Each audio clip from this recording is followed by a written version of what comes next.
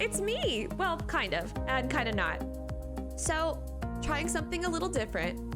Trying to do a sort of non-live format. And there's a couple reasons why I'm doing this. I feel like I've been kind of slacking in a couple different ways, but mainly I just feel like there aren't enough stream hours in the day. I work a day job. Streaming, unfortunately, is not my main source of income. It's not like a thing I can truly dedicate my entire life to. So I have to kind of find the pockets of time that I have in between. And I feel like I haven't really been taking advantage of the time that I have. So I'm kind of, in a way, I'm trying to find the time to finish these games that I want to play, but maybe aren't really super popular on stream, or maybe they just aren't really what I normally kind of gravitate towards. Maybe they don't make for super great live content, whatever myriad reasons, this or that, I have just kind of elected to do it this way, but I still want to finish these games and I still want to participate in the fandom of these games, and so I'm kind of trying to split the difference between live content and making like dedicated videos on other long form things like YouTube and such. So this is kind of how I'm doing it. We're gonna try it out. We're gonna see. I'm still gonna keep with like a few of my normal stuff, but yeah, I am not the most eloquent human on the planet, as you have already probably guessed. But this is me, kind of doing a sort of off-stream continuation of things that may have started on stream in an attempt to finish them. And I hope that in the future, if I kind of figure that certain games just don't fit into the stream schedule, I can kind of still play games on my own time, but then still give you guys something to look back on, or give myself something to look back on, kind of take my thoughts through, have a little archival thing, yada yada. There's a bunch of different whatevers. But definitely I want to finish these series that some people might have gotten attached to. I mean, I've loved every game that I've played pretty much, but anyway, things that I didn't get to finish on stream, I'm gonna try to finish off stream and in this format. That's basically the gist of it. Again, I'm not the most eloquent. But without further babbling, before I get too crazy, I'm gonna give you the trigger and content warnings for what I'm playing today, which is the Great Ace Attorney Chronicles. This game has been probably like dragged out so much longer than it needed to be. Because I got distracted with other series or other things that I was really excited about. So here it is, Great Ace Attorney Chronicles, part, I don't even know at this point. But trigger and content warning, the Great Ace Attorney Chronicles contains blood and gore, both visual and audio depictions of such. There is gun violence, there is animal death, there is death and suicide, there is alcohol and substance abuse, domestic violence, self-harm, snakes, anxiety attacks, hospitals, bone breaking, hanging, suffocation, burial alive, anti-Semitism and xenophobia, sort of implied in that sense, some fat jokes, great, some flashing lights, some shaky cam, and some claustrophobic scenes here and there. Just want to give you the warnings. I got these warnings from doesthedogdie.com. I will link the specific page for Great Ace Attorney Chronicles in the description of this video if you want to take a gander at those. And also, I guess, kind of a spoiler warning. If you stumble upon this video and you are either new to the series or new to me, I am further along in this game than the beginning, so there will be spoilers, and I'm sure I will talk about some other things. But yeah, that is what I got going on. Oh, final note, I am obviously microphone only for this. I will probably do a couple of these, kind of how I do stream, occasionally on camera, occasionally off camera, maybe with a periodic PNG tuber, excuse me. You know, we'll see how it goes, but this is how I'm doing this one. I feel like it just lends itself to doing voice acting, and so it's kind of undistracting, you know, something. I feel like it gets you to focus on the game. So we're gonna jump into Great Ace Attorney Chronicles, and yeah, thank you guys for joining me on this little endeavor. All right, Great Ace Attorney Chronicles. I'm excited to continue this. So this is great. This is, oh my goodness gracious, I haven't played this since September of of 2023. I'm so sorry to the fellow Ace Attorney fans that I've stalled this for too long. All right, the 23rd of February, 11:32 a.m. The Old Bailey, defendant's antechamber. Joyful, jubilant, jumping jacks! Oh, Mr. Tatsume, I'm so pleased for you. Locum student Mr. Naruhodo Esquire and non-locum judicial assistant Miss Mikatoba Esquire S. Now, finally, at long last, there can be proof. Proof that I'm innocent and proof that my tea is innocent.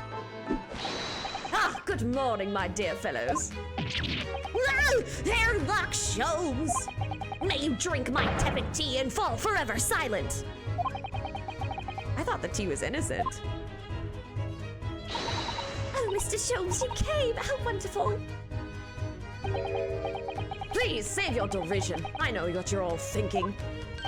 Good morning, he says, but it's very nearly time for luncheon.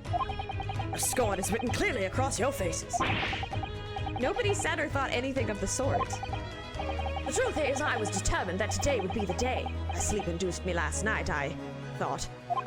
A sleep seduced to me. My bad. That was my bad. Tomorrow, for once, I shall not oversleep. I'll rise early and be present in court to support my companions. Such spirit and determination has a beauty all of its own, does it not? Oh, yes. And then I began to muse on the subject. Why do people oversleep? I queried. Why, time after time, do they make the same foolish blunder? And the answer came to me at once. It's so delightfully simple. People oversleep because they sleep. Well, is that not an astute insight on the matter? Oh, yes. Upon which realization, I attempted an experiment. I didn't sleep a wink all night. And the results? By first light, I was exhausted and began to be assailed by fits of drowsiness. Shocking. And so, the conclusion of last night's experiment is this. A good night's sleep is quite simply essential. Yes, I think most of us probably knew that already. What others presuppose I prove by experimentation. That, my dear fellow, is the scientific method. Ah, yes, and one more thing. Do you remember this? It's probably, it's been a while since I've streamed this, so actually, no, I don't think I do actually remember that, Mr. Sholmes, but I'll certainly try my best. Yes, of course. Oh, sorry, that's Ryunosuke. My bad.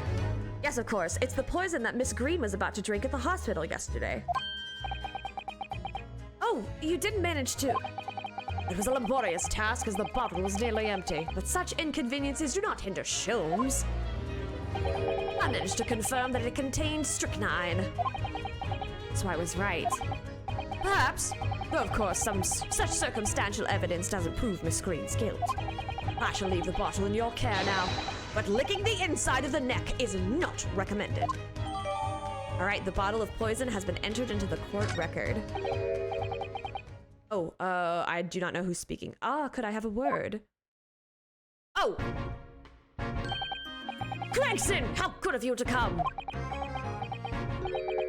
Forget it, excuse me. Wait a minute, Inspector! Comes back with his fish and chips. I don't wish to make a nuisance of myself. From the look on your face, I'd say it's someone else who you think is making a nuisance of himself. My dear Inspector, please speak freely. Pretend that I'm not here. Believe me, if I could do that, life would be a whole lot simpler for me. Do you have the results, Inspector, of the investigation of Mr. Shakespeare's room? Not yet. Shouldn't be long now, though. No, I'm here about something else. That dead convict, actually. Oh, you mean the man from the newspaper article we discovered yesterday in Mr. Shakespeare's room?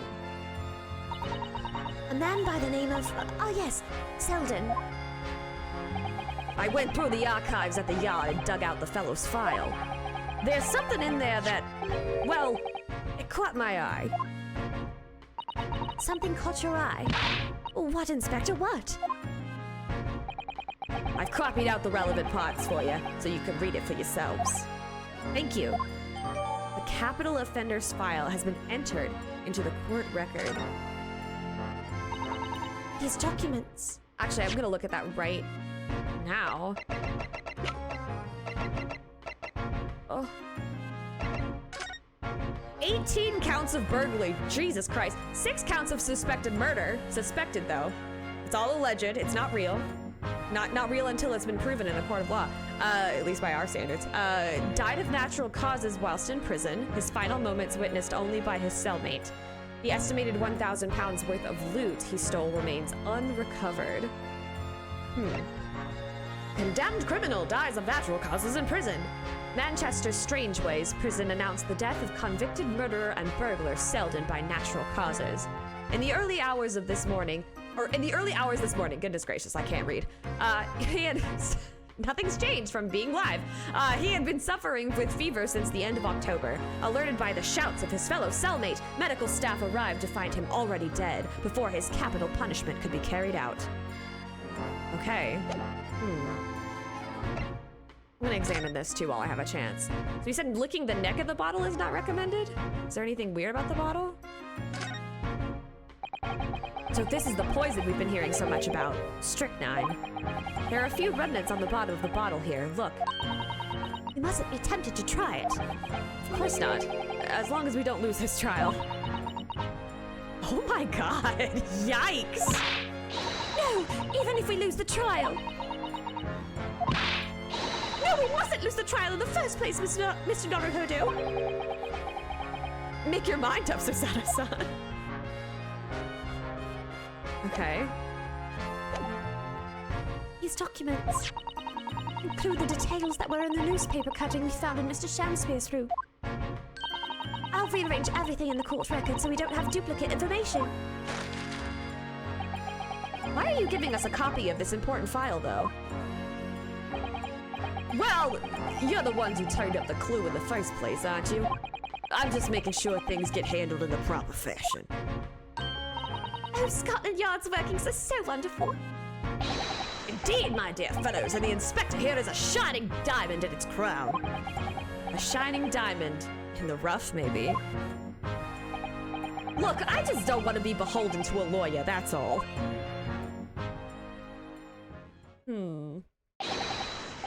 Counsel for the defense and the defendant.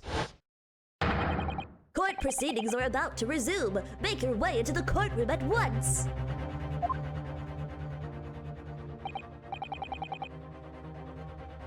Well, I shall leave you then. I'll be listening with interest from the public gallery, not nodding off at all. Certainly not. Thank you, Mr. Sholmes. I'm rather tired of seeing Mr. Mustache in floods of tears, personally. So, best of luck to you. Welcome, student Mr. Naruhodo Esquire. Yes, Mr. Natsume? It's time, isn't it? Oh, Carrie is online, but you can't see that because of my coffee banner. Haha. Yes, this is it. Miss Olive Green and Mr. William Shamspeare. This is going to be the final battle. This is gonna be rough because it has been so long. I won't really have saved Soseki-san until I've exposed the whole truth of everything that's been going on. But it's all coming to a head now. You can do it, Ryunosuke. You have to. I have to. I have to. And the plan is I will. All right. 23rd of February, 12:30 p.m., the Old Bailey courtroom.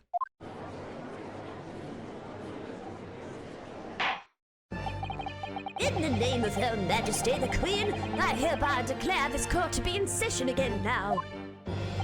Before the recess, we heard a most startling accusation from the defense.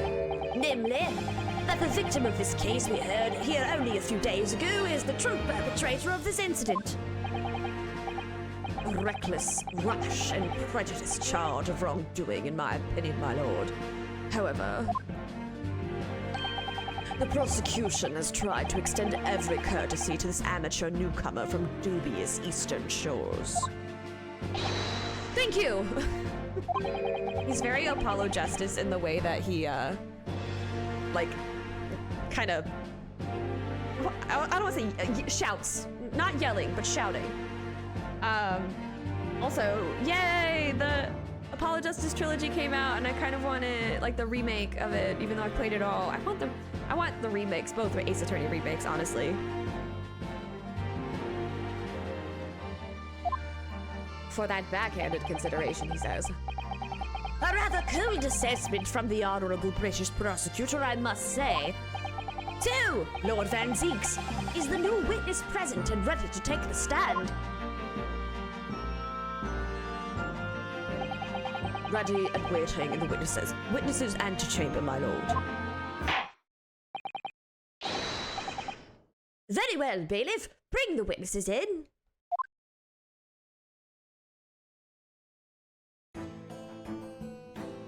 Fucking sham spear.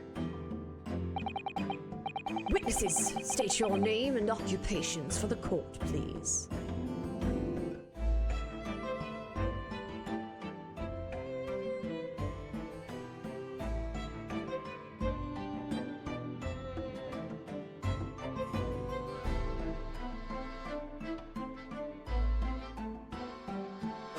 All right, I have returned. Once again, note to self, edit this out.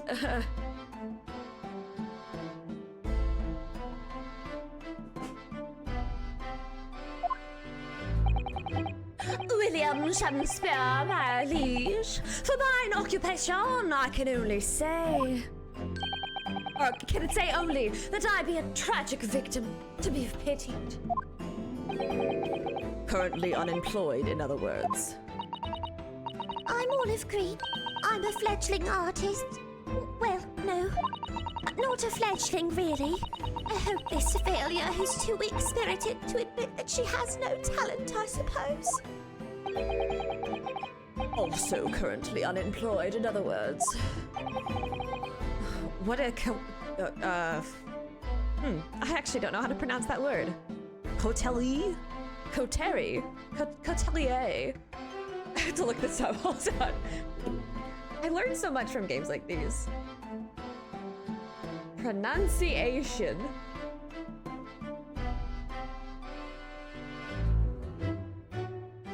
Coterie. Coterie. Coterie. Okay. Coterie. My captions say country, but that's not correct. Perhaps it's better I don't use the pixel chat captions. You know what? I'll try to add captions in post-production. We'll see how that goes.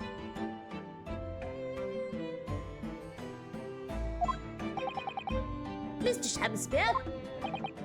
My lord, I'm thy humble servant. I'm afraid that you are no longer merely the victim in this affair. The possibility has been raised that you are in fact the assailant, intent on taking the life of your fellow lodger. The part you have played in this whole business will be thoroughly scrutinized, I assure you. I would for naught else, my lord. And Miss Green? Yes? You are aware that the reason you have been summoned to this courtroom today, I presume? Yes, the officer did explain. He said I'm a ridiculous buffoon. And do you accept the charge, Miss Green? I don't know anything about any poisoning. And I don't know anything about this man. Come, lady, die to live. Verily, I know not thy prickly pea-pigmented personage. Very well, let us proceed with the matter at hand. That being to ascertain whether or not Miss Green has any involvement in this affair. It's all very strange indeed. Why would you suspect me? I barely ever go to the East End anyway. It so happens that I passed by that neighbourhood 6 days ago, that's all. And on the night that this man was poisoned, I was still in the hospital, fighting for my life. Yes, having been unfortunately caught up in the incident on the street outside the Garadab household. An incident that rendered you unconscious for some 3 days. I was struck in the middle of my back by a knife through no fault of my own, and now I'm under suspicion. What other irrelevant things might I be suspected of? It's all very disturbing. Your energies may be better spent worrying about random knife attacks, I feel, Miss Green. At this point in time, all that appears to connect you with Mr. Shamspeare's lodgings is the Briar Road incident of 6 days ago. That's why we would like you to testify formally now about exactly what happened. Oh no! The incident 6 days ago? You mean you want me to relive that awful incident? Unfortunately, yes. Please tell the court what happened that day. And of course, we will be interested to hear from you about your movements that day too, Mr. Shamspeare. But what happened 6 days ago is nothing to do with me being poisoned. Let us proceed then. The witnesses will present their formal testimony to the court on the subject of the incident that took place on Briar Road the evening of the 17th of February. All right, here we go. It was 6 days ago, about 5 p.m. I was walking along in the snow when I was suddenly stabbed in the back.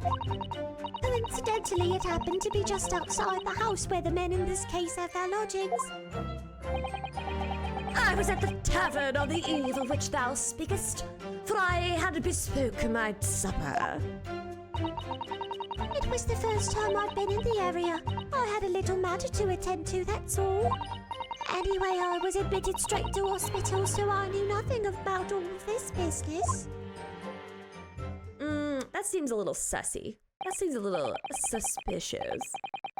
Yes, a second incident inside a week at what I believe to be aptly described as the haunted lodgings. One can only presume this is a most unfortunate coincidence. Meanwhile, you say you were not in your room, Mr. Shamspeare. 'Twas the following morn when I did awaken that I learned of the dire events. Mary, what a commotion did the officers of the law make on the floor above mine. When Soseki-san was arrested on suspicion of attempted murder, as suspected, there is nothing connecting these two witnesses but happenstance. It's true, it does seem as though they're unrelated at first glance, but I'm not so sure. There's something lurking in the shadows here. I feel certain of it. And this is my one and only chance to expose it. Counsel, you may now cross-examine these two witnesses if you wish. Yes, my lord. Okay. And I'm absolutely gonna cross-examine the living fuck out of them. Let's go. Boopity-bop-beep. Hold it! I'm well acquainted with the case. I'm sorry you had to go through that. It was awful. I still can't believe I was unconscious for so long. He's still looking, he just looks like that. And I woke up to find that the case had been solved and the culprit arrested. Yes, the incident has been resolved already. Perhaps it would help you to consider it a bad dream that ended with your awakening and should now be forgotten. Yes, I suppose so. Thank you. But before you put it completely behind you, Miss Green, I need you to remember the details one last time. You must tell the court exactly what happened that day, for us to arrive at the truth about this new case. The trouble is, there's nothing to tell, really. I was just walking along the pavement. Coincidentally, it happened to be just outside the house where the men in this case have their lodging. Hold it! What were you doing there that day, though? What do you mean? The art school you attend. What's it called? Oh, yes. It's the Thorndike Academy of Fine Arts. According to Mr. Sholmes, that's just in the vicinity of Brixton Road, which is some 10 stops away from the scene of... Oh, my goodness gracious. His accents are starting to slur together. This always happens. which is some 10 stops away from the scene of the underground. I believe you mentioned before that you also live on Brixton Road, isn't that right? So why then would you have been walking along Briar Road in the middle of the East End? Well, it's because, oh yes, of course. I thought it might make a nice picture. The witness is a student of art. City-dwelling artists can't all paint grand urban vistas. That's right. I happen to like the crumbling look of that part of town. Perhaps quaint would have been a less grating term. The point is, she's definitely hiding something. Yes, it seems she's not going to be forthcoming with the truth. She's trying to hide why she was there that evening. It must mean there's a reason for her not wanting us to know. That's the key to this. And you, Mr. Shamspeare, on the evening of the incident 6 days ago, would you tell the court what exactly you were doing? 'Twould be my pleasure, sire.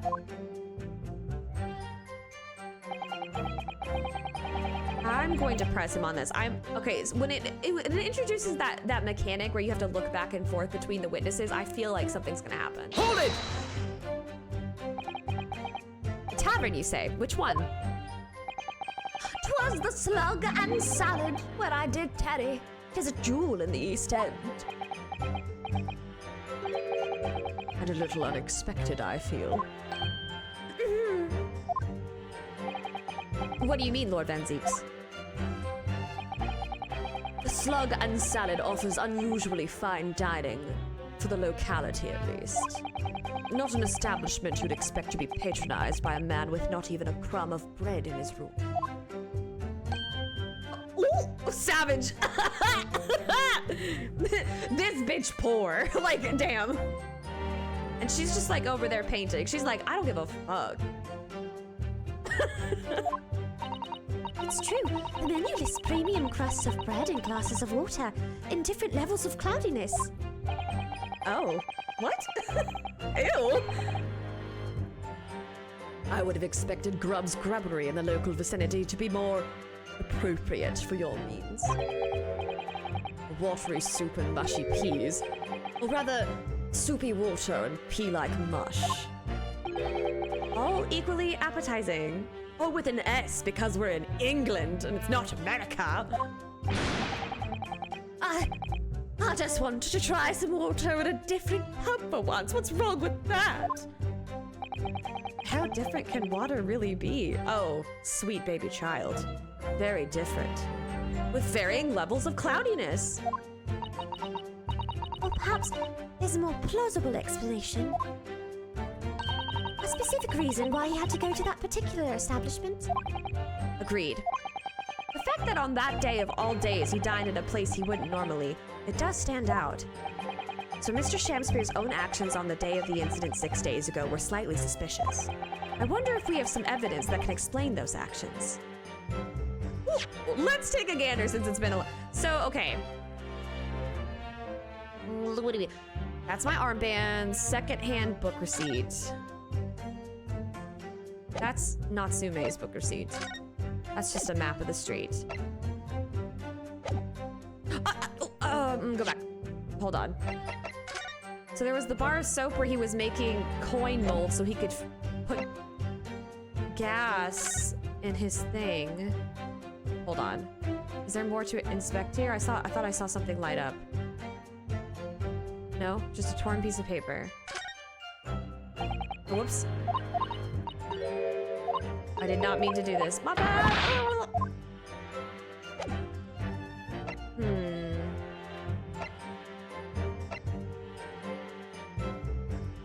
Victim's medical report. This is the Shamspeare report.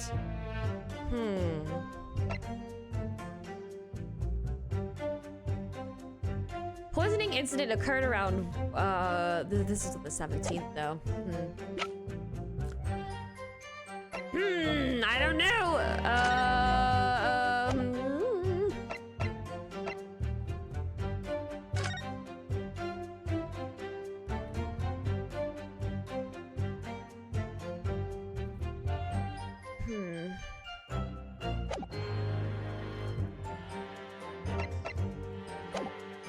I don't think I have anything at the moment. I wish we did, but sadly I can't think of anything at the moment. If we find a clue that can explain why Mr. Shamspeare went there, we must present it to the court. Yes, absolutely. If that is all on this matter, counsel, I would ask that Miss Green to reiterate her next statement.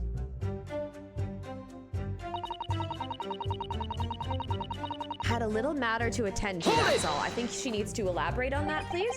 What little matter, Miss Green? Please elaborate. It was nothing really. It's not worth mentioning. Ma'am, you're in a court of law. Everything is worth mentioning. Come on, man. If you remember, you mentioned it to us yesterday at the hospital. It was related to the card you were holding. Miss Green!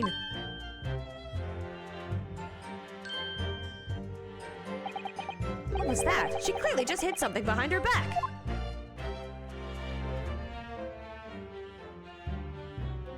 See, to him it's yesterday. To me, it's like several months ago. From memory, I believe the card contained a note that read, I have information regarding the death of Duncan Ross. What does that matter? This has nothing to do with Duncan. Oh, beep-a-dop-beep. Pursue. Excuse me. Hold on, excuse me, Mr. Shamspeare. You're reacting, and I must pursue this. Mr. Shamspeare, do you have something to share with the court? To be or not to be? That is the question. Whether 'tis nobler in the mind's eye to suffer the slings of I'm just kidding, I won't do the whole soliloquy. I love Hamlet, though. Ah, pray forgive me. The great bard's word springeth from within me, when ne'er thought. Don't tell me. It's because you're possessed by Shakespeare's spirit, right? Hearing Miss Green's words a moment ago seemed to make you think of something. Something of relevance, perhaps? Well, nay, sire, 'twas nothing at all. Presumably you know the name, though. Mr. Duncan Ross, I mean. After all, you were both lodgers in the same house. I would it were so, but sadly nay. Lodging be a lonely occupation, sire. My lodging fellows be rarely known to me. So you haven't heard of him, even though he passed away in the room just one floor above yours. Miss Green. Me, my lord? Have I done something wrong? The card that was mentioned before, containing the note. Do you have it upon your person? I do, yes. But I don't need it anymore. In fact, I should throw it away, really. Before you dispose of it, the court will take it as evidence, please. It's got a green envelope, and the plot dummy thickens. Of course, that's what links Mr. Shamspeare and Miss Green. It's Duncan Ross. Now continue with your testimony, please, Miss Green.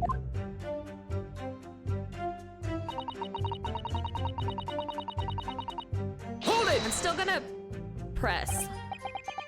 Yes, you didn't regain consciousness until the day after the trial, did you? In the early hours? Exactly. So how could I have anything to do with it? And yet you still haul me here into court like this. Honestly. So at the time of the poisoning, the witness was unconscious in her hospital bed. Could there be a more airtight alibi, I ask you? And yet in spite of that, you claim that I was the culprit. Well, But you certainly haven't produced any evidence to support your wild claim, have you? None at all. There you have it. The good lady is yet to see evidence, my learned Nipponese friend. I'm working on it. Counsel, I will point out here that the jury's next decision will be final. We're really up against the wall here. Oh, Mr. Naruhodo, you pursued Mr. Shamspeare wonderfully there. It worked out well, hasn't it? Or it's worked out well, hasn't it? We have a new clue at last. All right, now I need to pull off a really insightful objection somewhere. Well, as you've managed to expose this promising new angle, I wonder if you should perhaps try to develop that. Ah, yes, of course. And yelling out objections isn't necessarily the best way to do that, I suppose. Yeah, let's take a gander at that court record. That sweet, sweet court record. That sweet, juicy court record. So we got this added. You know what? Let's look at this first. The envelope has been ripped open. Sorry, excuse me. The envelope has been ripped open rather carelessly, hasn't it? The screen strikes me as the type to open correspondence more neatly than that. Ah. What is it? The way the envelope is torn, I'm almost sure I've seen that exact shape somewhere else. Oh, you don't mean... Were you thinking? Oh, sorry. I thought that was going back to Naruhodo. Were you thinking of this piece of evidence, Mr. Naruhodo? Exactly. That's it. Try to match them up. They go together perfectly. This torn off end of the envelope clearly belongs to this card. Bum, bum, bum. The details of Miss Green's card have been updated.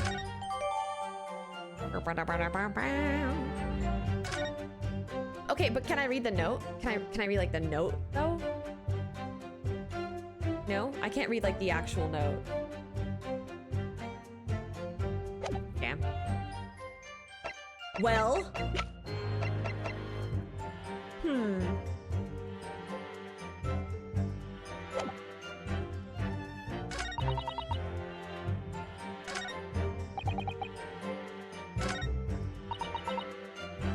A little matter to attend. Hold on, I think this is the one where it gave me the option to present.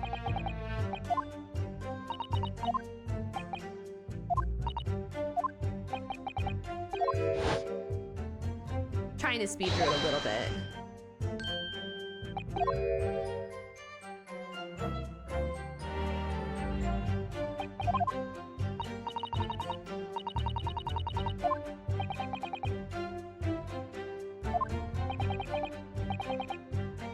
Wait, oh, wait, this is new. Hold on. Do I have a log?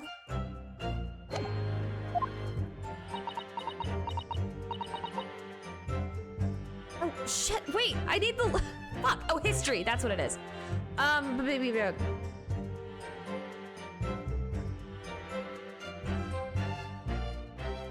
nothing to do with Duncan.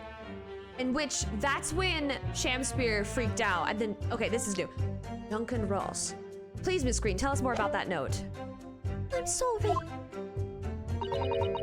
There's really nothing I can tell you. But I can assure you it's unrelated to all this. Completely unrelated. The truth is, you went out that day because that's what the note told you to do, isn't it? The instructions were for you to come to Briar Road at 5 o'clock that afternoon. I didn't think I should go at first, but then... I thought it might be a good opportunity to see what the East End looked like.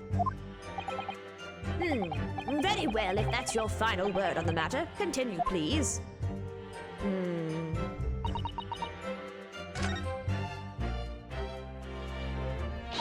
Shit. How do I get back to the,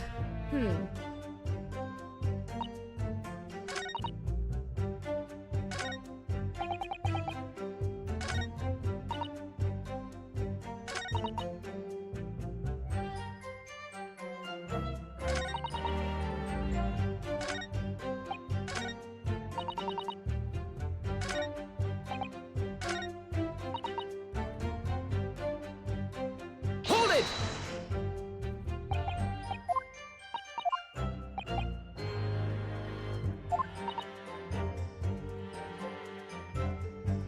Excuse me! Oh, shit, no, I didn't mean to press that. Shit! 'Twas but a few sunrises ago I got me to the nunnery. What? Forsooth, I could not rightly recommend the place, so off to my fellows without having seen it mine own self. What? Though upon mine arrival I was forbidden entrance. The clue was in the name, I think. I did tarry a while outside the building in search of some other way inside. What a lack! I was arrested by an officer. That was very illuminating, but perhaps you could just focus on the trial.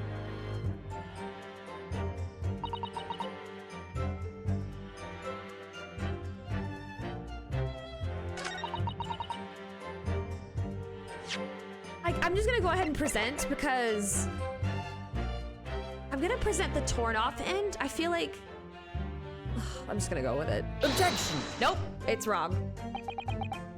That's wrong! Because the music didn't stop, so I'm skipping the dialogue. Ugh. Damn it.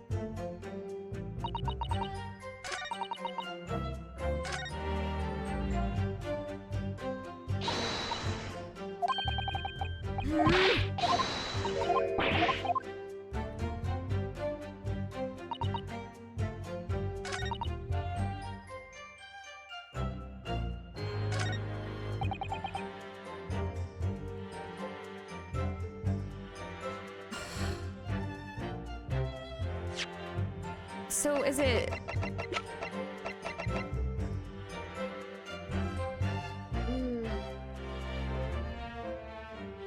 I'm gonna present it on... Objection! No! Damn it! Ugh.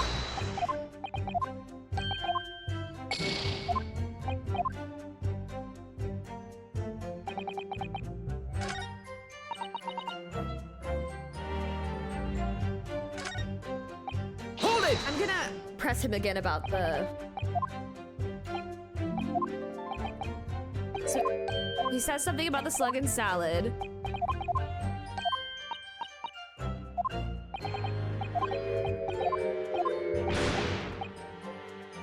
She doesn't give a shit.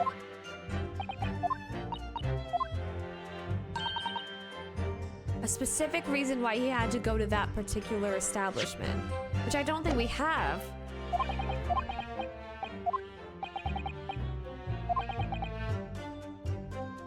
Maybe present evidence?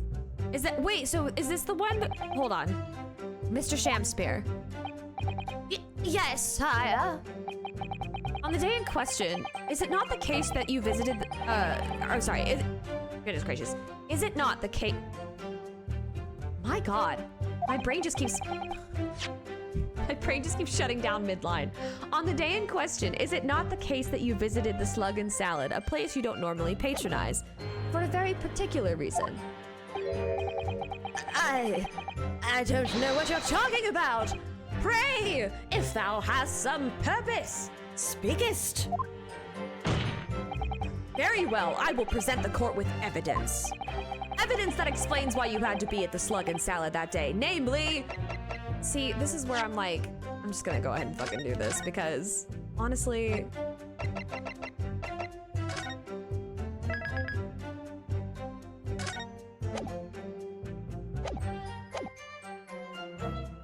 Take that! Fuck! Wait, oh, the music faded out. Wait, so that's, I thought since it didn't immediately stop, it was wrong.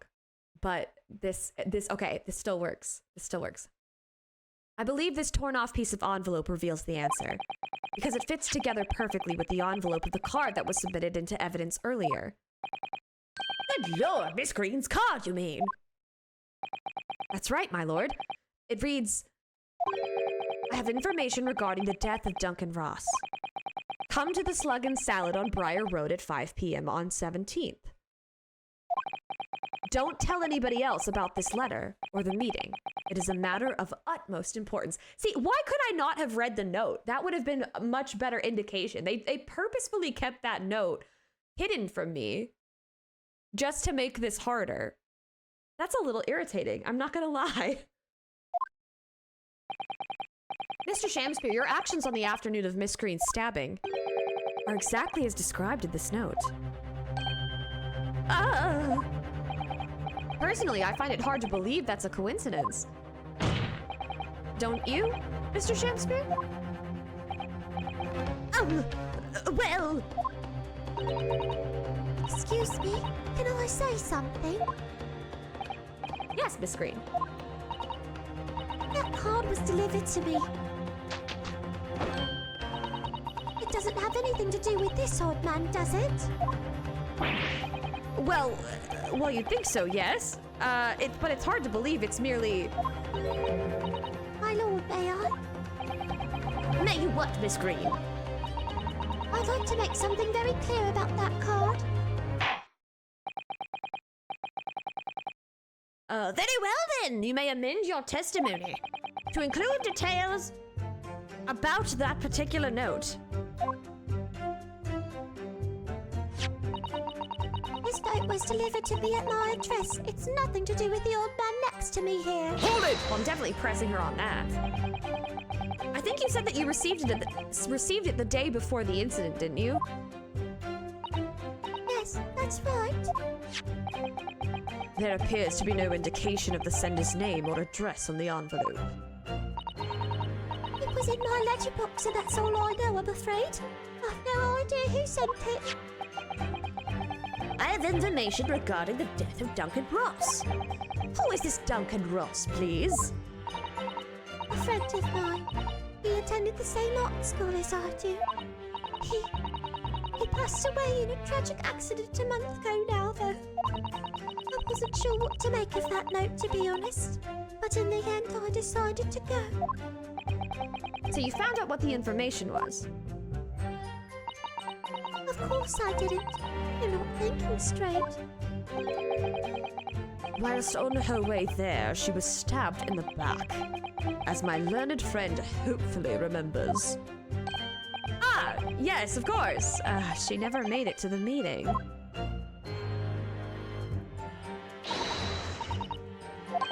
Okay.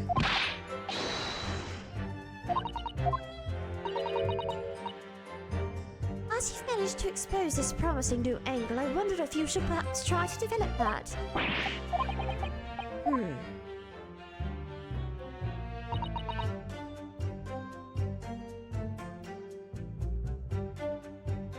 She was stabbed in the back. Hold on, I gotta look at some evidence here.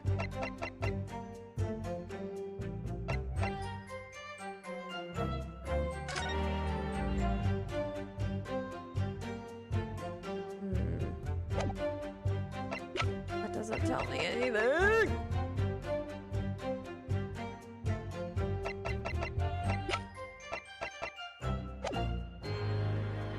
I'm gonna press again. I'm just gonna press again just to remind myself.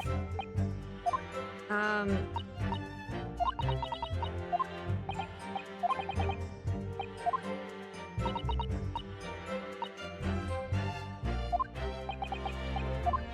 me see. So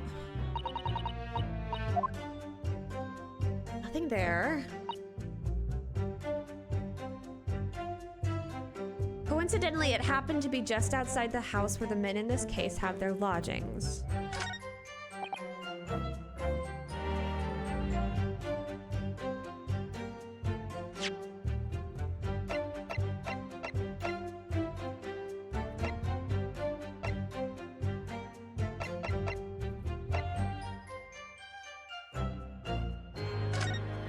Wait, but then didn't he have tea with... Hold on. Is that what they're getting at? He had tea? Or is that a different night?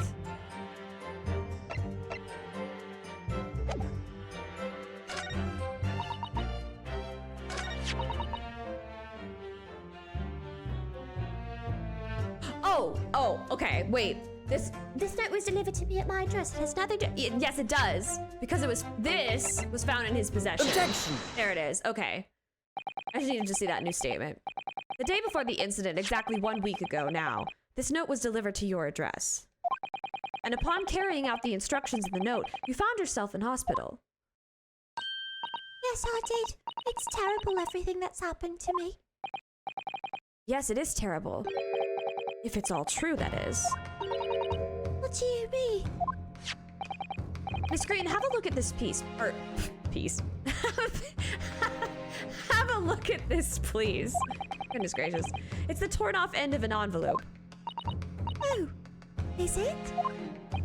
And it so happens that it fits together perfectly with the envelope of the note you received. Where did you find that? In Mr. Shamspeare's room. In my room. Mr. Shamspeare, do you perhaps remember this note from somewhere? Well, Your actions that afternoon follow the instructions in the note to the letter. Come to the Slug and Salad on Briar Road at 5 p.m. on 17th. And so that's exactly where you went. We got him now. Let me ask you again, Mr. Shamspeare. You already knew about this note, didn't you? And you, Miss Green. What did I do? As this torn off end of the envelope proves, the note was originally in Mr. Shamspeare's room.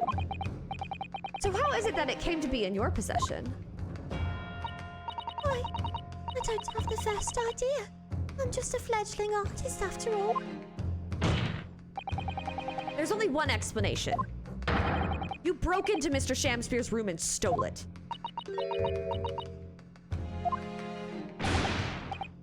you did what? Sorry, thou hast what? You broke in, thou were in my room? What on earth do you want with me? It would seem that both witnesses need to testify again. Ugh. Miss Green, Yes.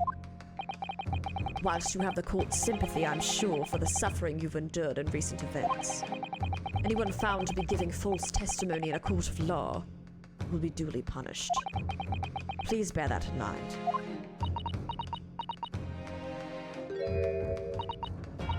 Yes, I know.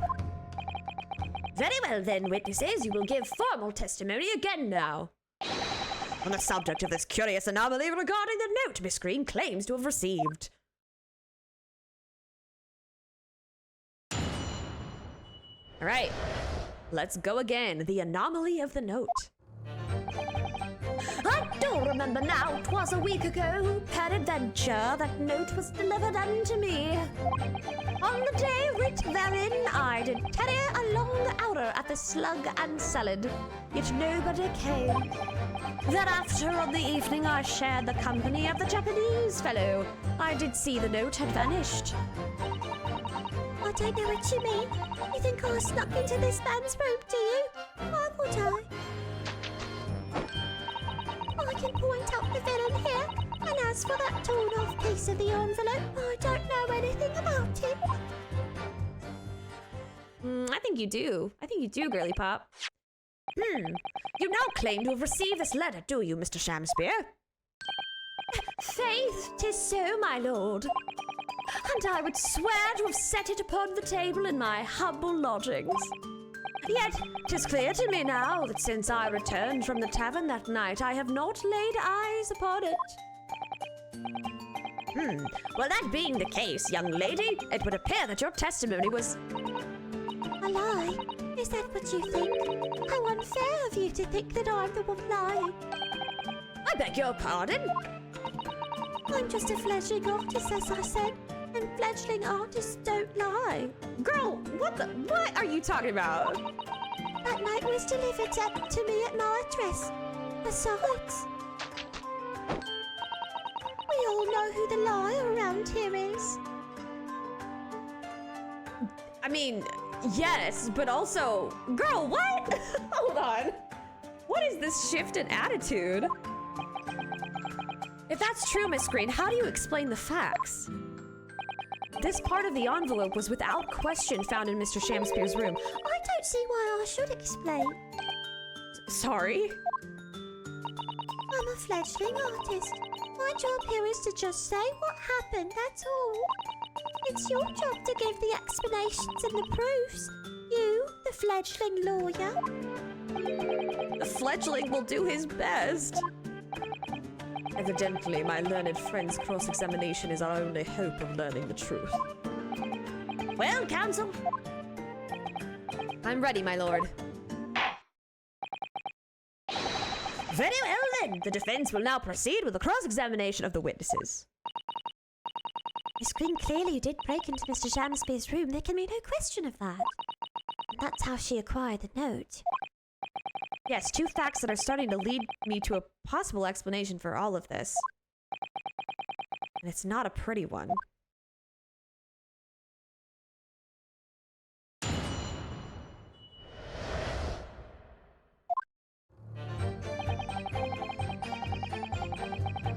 Hold it! And can you shed any light on the contents of the note at all? Nay, sire, 'tis as strange to me as a foreign tongue. Even with a knowledge of literature as great as mine own, verily, 'tis impenetrable. But Mr. Duncan Ross had lodgings in the same household as you. In effect, he was your neighbor, so surely you knew him, didn't you? Alack! If the choice is betwixt I knew him and I knew him not, then 'tis with foreboding that I be forced to declare we were by some small measure acquainted. Despite your claims, though, you followed the note's instructions and went to the Slug and Salad. Presumably that was nothing to do with your knowledge of literature?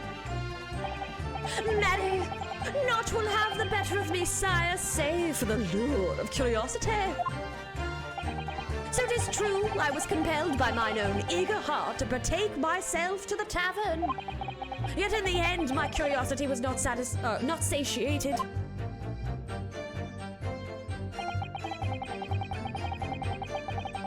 Hold it! So even after waiting for an hour, nobody appeared? Well, yes, sire, 'tis as thou sayest. Really? You paused for a moment there before you answered. In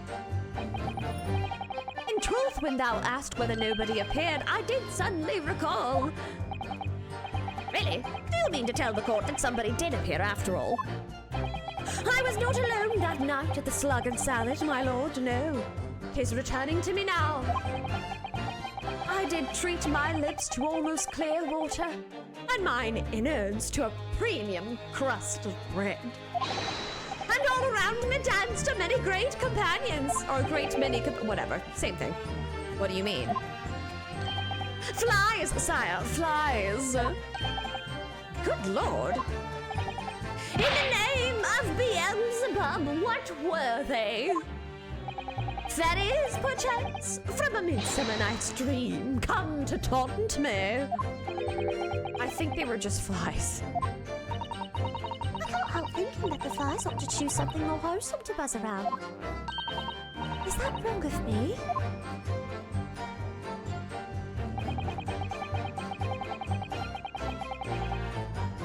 Hold it!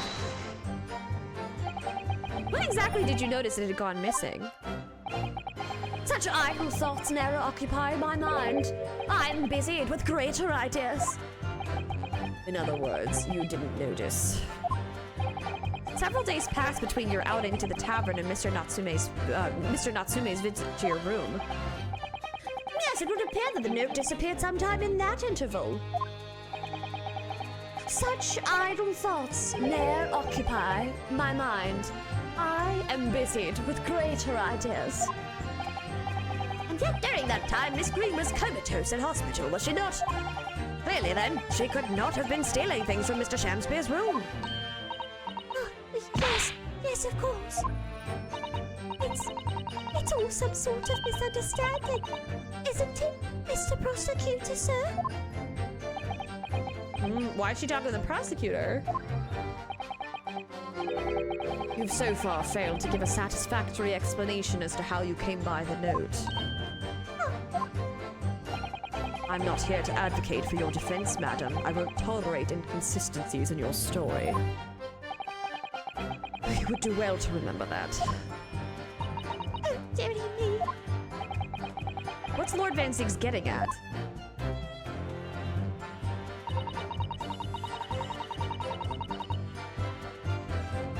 Why would she? Hold it! Because the note said something about Duncan, and she knows Duncan? But I'm wondering how they want me to prove that. It seems that this note was actually delivered to Mr. Shamspeare about 1 week ago. Oh, does it? But for some reason, it ended up in your possession. I can't think of any way that could have happened except for you breaking into Mr. Shamspeare's lodging. Objection! Oh. But for what reason would the witness have done that? I won't deny that Miss Green's possession of the note would appear to defy logic. However, until and unless her involvement in this case can be proven in some other way, any further pursuit of this note is meaningless. Miss Green could only have come into being in possession of the note by stealing it from Mr. Shamspeare's room. And yet, there's no obvious reason why she would have done such a thing. What if there was some other reason she broke into his lodgings, though? Yes, we should pursue that idea, Mr. Naruhodo. We're close now. I can feel it. We're so close to a breakthrough.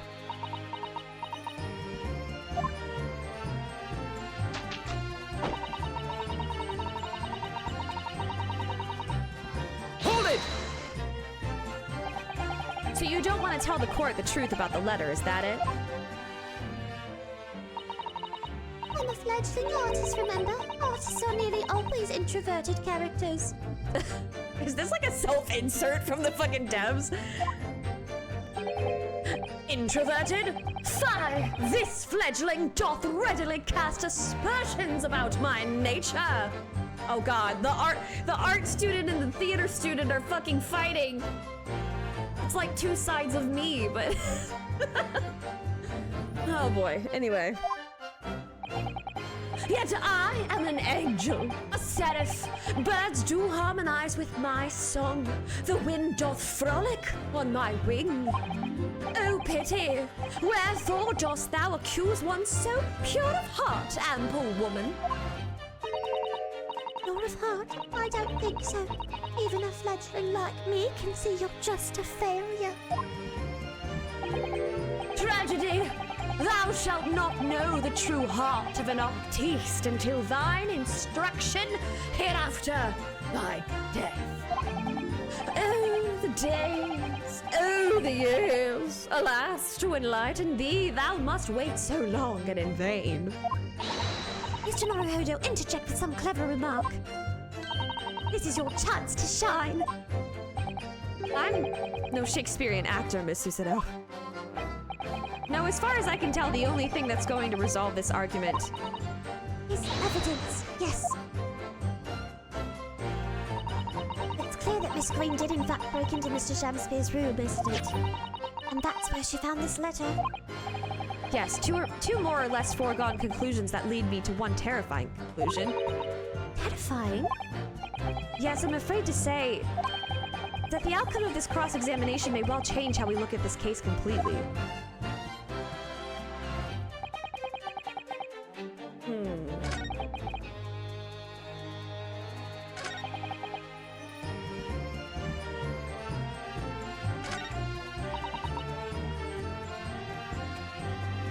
Why would she?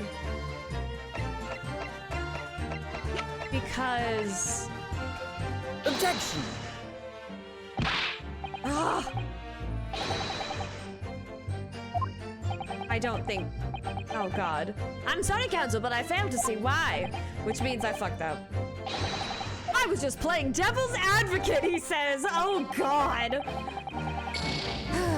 Yes, you do appear to have something of the devil in you, Mr. Naruhodo. Says the man merrily dishing out penalties. Ah, shit, okay. Why would... Because... the note?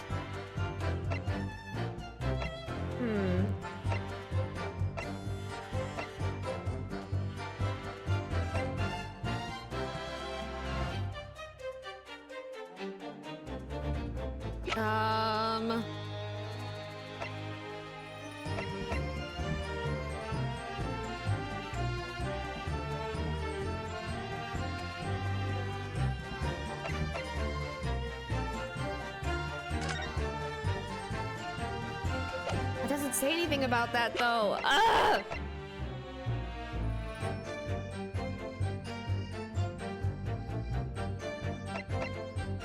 Why would she? No, that's... She snuck inside to poison him? Is that... Objection! Oh, fuck! Wait, yeah! Okay, so she snuck in to poison him! Yesterday at the hospital, we saw you with this bottle. And though the contents spilt during the course of our meeting, a small quantity remained. According to the defense's independent analysis, Mr. Schulb's chemistry said, the liquid that was still in the bottle was identified as strychnine. What? Strychnine? The very same poison that afflicted Mr. Shamspeare. Ah! Miss Green, you broke into this man's lodgings for one reason and one reason alone. To cover the end of the pipe that feeds the gas lamp in Mr. Shamspeare's room with poison. I'm sorry, wait, I'm so sorry. Him coming in from the side just like, you bitch, you did what? Like, I mean, which is fair. If I too was standing next to somebody that attempted to kill me, I too would give them quite a look. But like, I'm sorry, him coming in from the side of the camera really just fucking sent me for a second. Oh boy, here we go. Can this be? You broke into my room. Ooh. It may seem incredible to the court, but from the remaining clues, there's only one logical conclusion that we can reach. The person who attempted to take Mr. Shamspeare's life with poison was you, Miss Olive Green. Oh dear, me!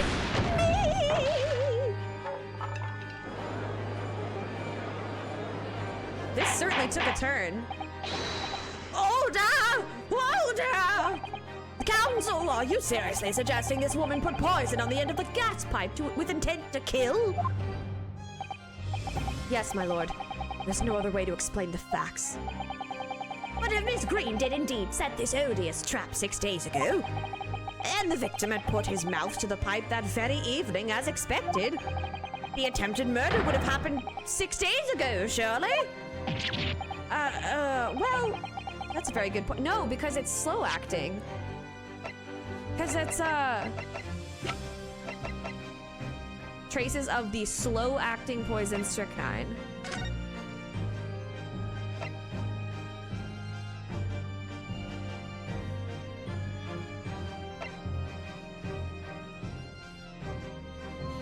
So, how am I gonna prove that though? Maybe...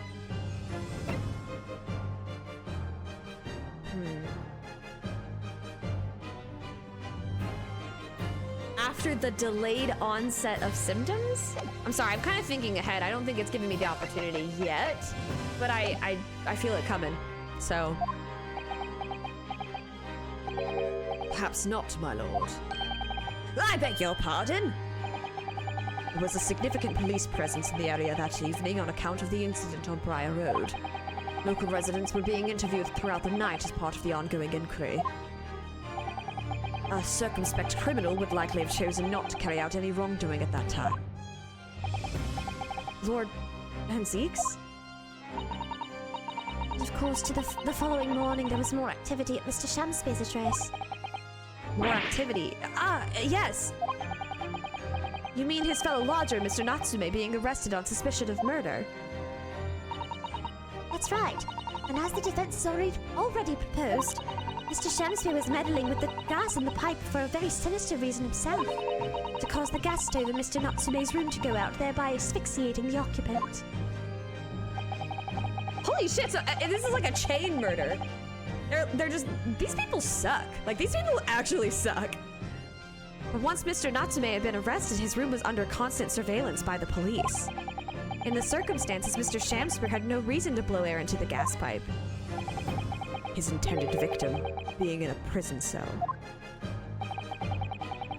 With the need to tamper with the gas removed, the poison on the pipe lay dormant.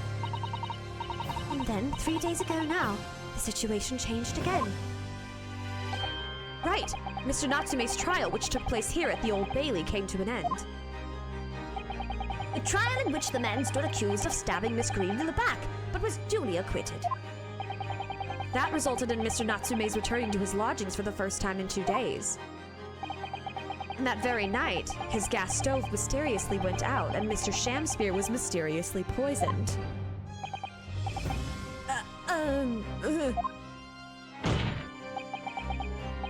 In conclusion, the poison that was present on the mouth of the gas pipe had been put there in the victim's room some 4 days earlier.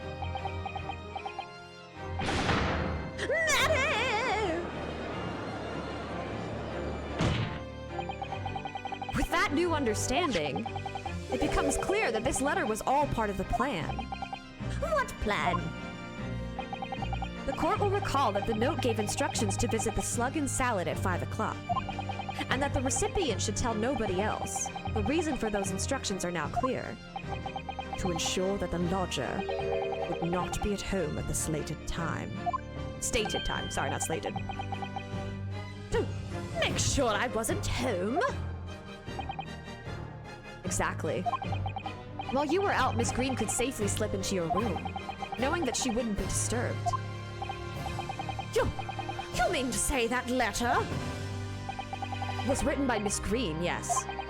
And in order to cover her tracks, she took it away with her when she left. Just after she smeared poison over the mouth of the gas pipe in your room. I like that even in these Ace Attorney games, they give the short defendants a box to stand on when they're at the podium. Amazing. Like, so consistent. It's hilarious. Order! Order! What do you have to say for yourself, witness?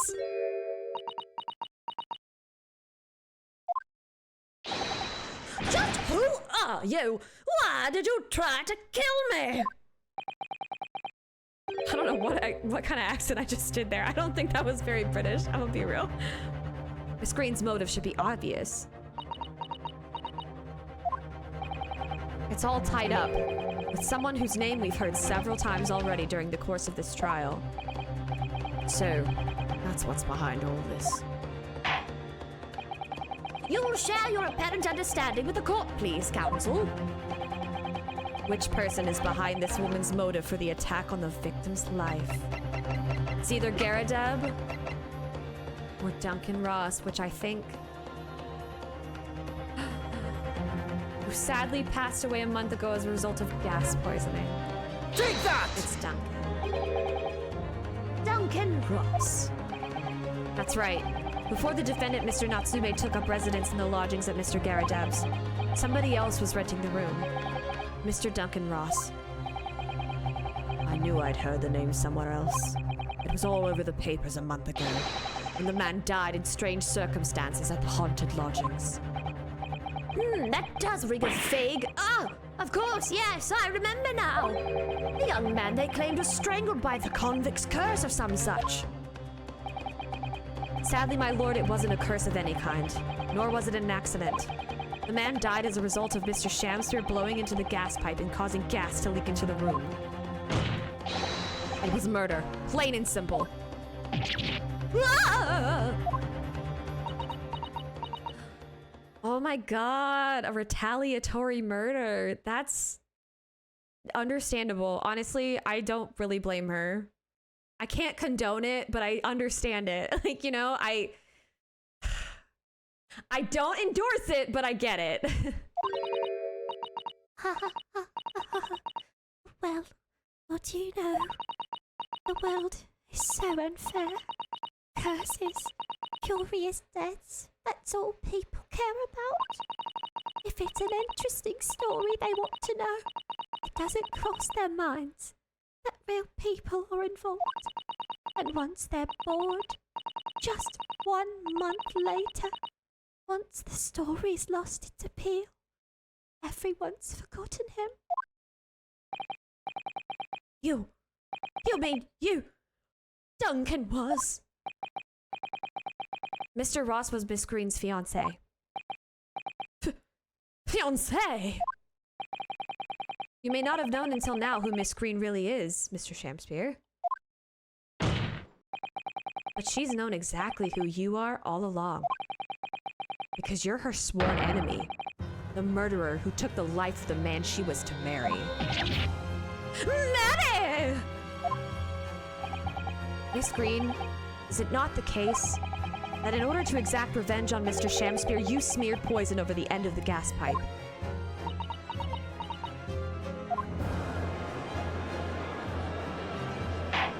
This is very dramatic. Like, this is very dramatic. The drama, the absolute extraness of it all. This is all quite extraordinary.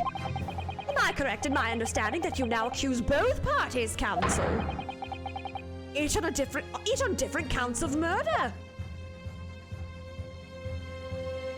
Yeah, deep breath, buddy. Yes, my lord, that's correct. Objection! Holy shit, dude. Inhaling so deeply, it appears that my fledgling learned friend is taken in a lungful of dubious gas that's causing his judgment to be clouded. What? Why would Mr. Shamspear have wanted to kill these lodgers, as you say? You've completely failed to provide a motive to substantiate your accusation against the man. Yes, that's right, Mr. Reaper, my liege. I have been slighted. 'Tis lies, all lies. I deny every utterance. And you'll have to forgive me, Mr. Naruhodo, sir. But I don't intend to admit to anything either.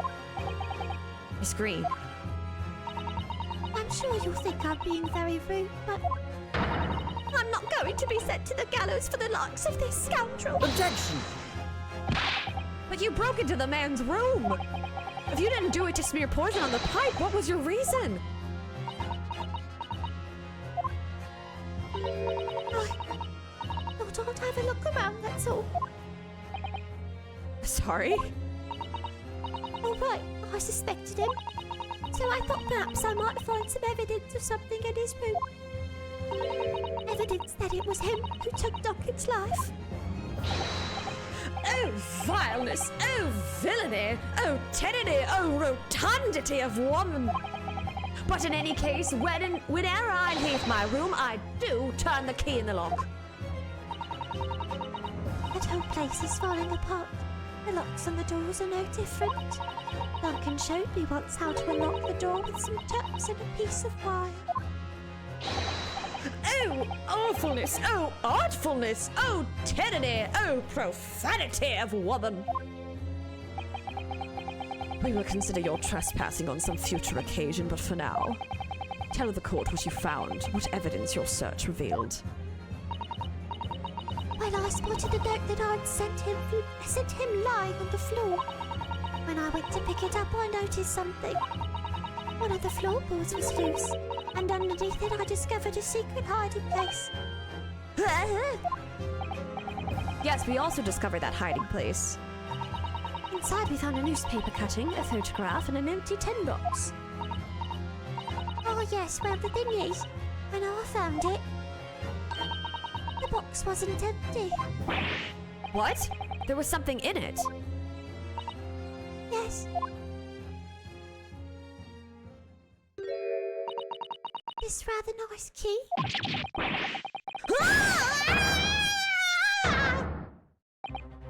What are you doing with that? What the? Every ounce of colour has strayed from his face. Give it here! Give it to me now! It's mine! I inherited it! What was that, witness? What did you say? You inherited it.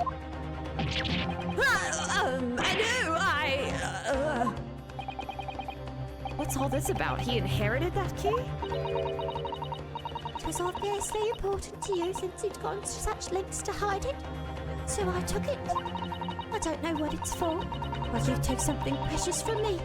So I took something precious from you. So what if it means you can't open something now? I don't care. Give it back this minute! Give it to me! Calm yourself, witness!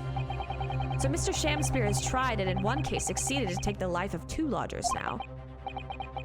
Yes, his motive for doing so is the key to everything that's happened. It's true that there appears to be no motive to support the accusation against Mr. Shamspear. At first. But considering everything we know now, I think there is actually something that could explain it. What? I need to recall every piece of evidence at our disposal. Everything we've seen and heard. Because I'm sure that I just caught a glimpse of the link that runs through all of these events. In that case, counsel, I must demand that you present evidence to the court in support of your claim. What is it that you say can explain the motivation for Mr. Shamspear's alleged crimes? The capital offender's file?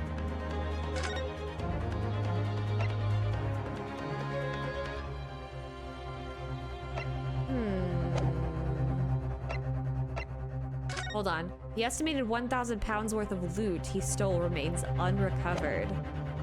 I feel like that might have something to do with it. You know what? I'm gonna take a shot in the dark. I'm gonna go ahead and save. I'm gonna save first. Oops, I pressed the wrong button. Maybe, no I didn't, just kidding. I was looking something else. All right, I'm gonna go ahead and save. Boop. And then, I'm gonna take a shot in the dark. I'm gonna say, I guess it's not a shot in the dark, but it's a shot in the dim light, I guess. It's not fully dark. I feel like I can see something, but you know, it's hazy. Take that! That's an official police report, is it not? The Selden file. How did you get a hold of that? Selden? The now sadly deceased Mr. Ross and the defendant Mr. Natsume have only one thing linking them. The fact that they had lodgings in the same room. Well, yes, we know this, certainly. A room that was formerly occupied by Selden. Until, that is, he was arrested by Scotland Yard for his involvement in multiple burglaries. I see. No, you don't. I don't think you do. I don't think you do, buddy. And it so happens that the convict Selden left behind one very substantial mystery when he died. The some 1,000 pounds worth of loot that he stole, which as yet remains to be found. Ah, yes, of course. It's coming back to me now. It's written in his file here. 1,000 pounds lost en route to hell. That was how the paper summed it up. And it seems that one particular fellow inmate was with the convict in his final moments. It's not hard to imagine Selden entrusting that inmate with his most closely guarded secret. The location of the stolen loot, and perhaps a key to unlock whatever container the valuables were in. Ooh, he looking a little sussy. You mean this key is?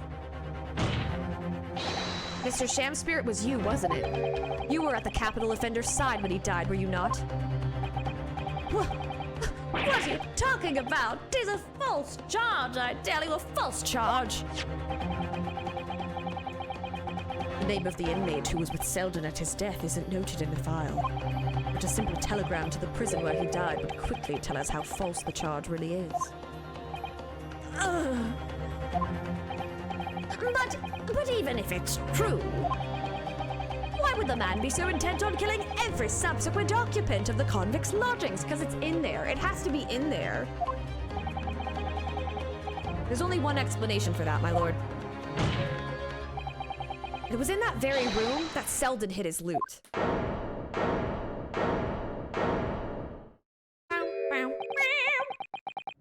So it all comes out. Yes, and having established that, all of Mr. Shamspear's subsequent actions start to make perfect sense. And he was let out of prison following Selden's death. He made immediately for Mr. Garadev's lodgings in the hope of renting Selden's old room. However, the retired army man was unable to offer him the accommodation of his choice. Because Selden's old room had already been let to somebody else, Mr. Duncan Ross. Which is why Mr. Shamspear subsequently devised his gas-based plot to kill the occupant of the room. And when he was successful, he presumably intended to inquire about switching into the newly vacant room. However, A certain jittery someone had beaten him to it. Mr. Soseki Natsume, the defendant of this case, no less. So you decided to use the ploy with the gas again, didn't you, Mr. Shamspear? This time to oust Mr. Natsume. All for one simple and avaricious reason. To get your hands on the 1,000 pounds of loot left behind by the dead convict.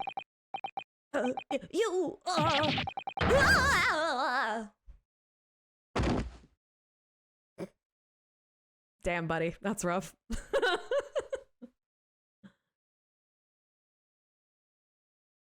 Looks like I'm gonna snuff it before they get to well, looks like I'm gonna stuff it before they get to oh wait, this is the listen, I want you to have me loot anything to stop the coppers from getting their mitts on it. It's hidden in the room where I was lodging when they got me. Yeah, this is the key to it. Take it. Always stay one step ahead, mate. See you in hell, I guess. Shamspear. I don't know what accent I gave this convict man. It kind of kept changing and evolving as I read the lines. But anyway. This is mine. What did he just say?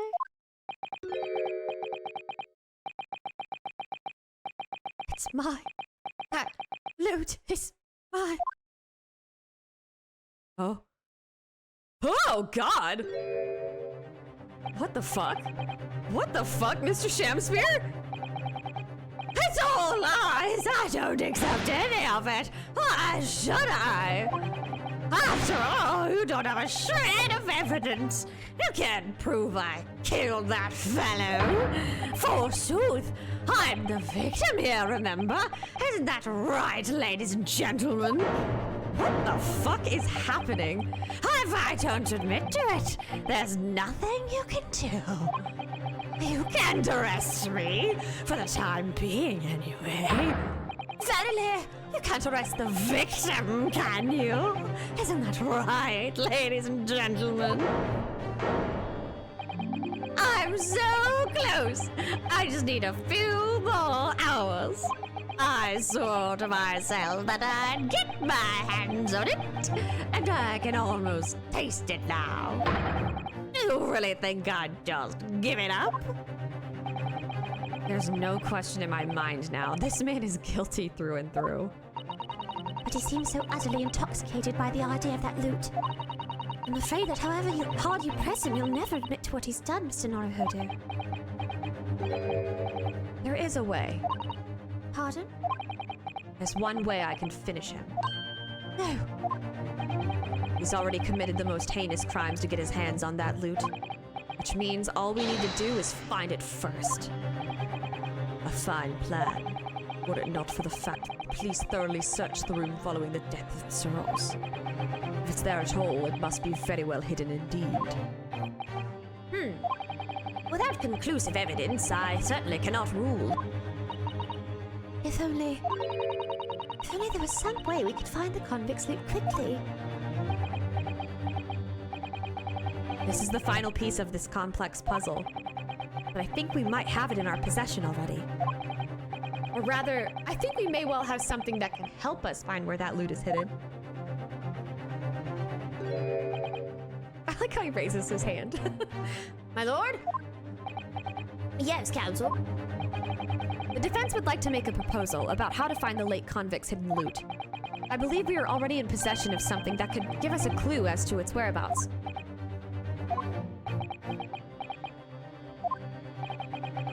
It's our last chance, so it has to be worth a gamble. Besides, we've used the same technique once already, and it definitely paid off then. Very well then, counsel. Let the court hear your idea. What do you propose we can use in order to locate the hiding place of the deceased convict's hull?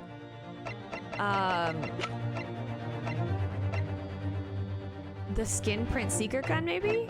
Since we've already used it? I'm gonna take a shot. It's been so long since I started this case, so. Take that! Oh, music stopped. That's a good sign.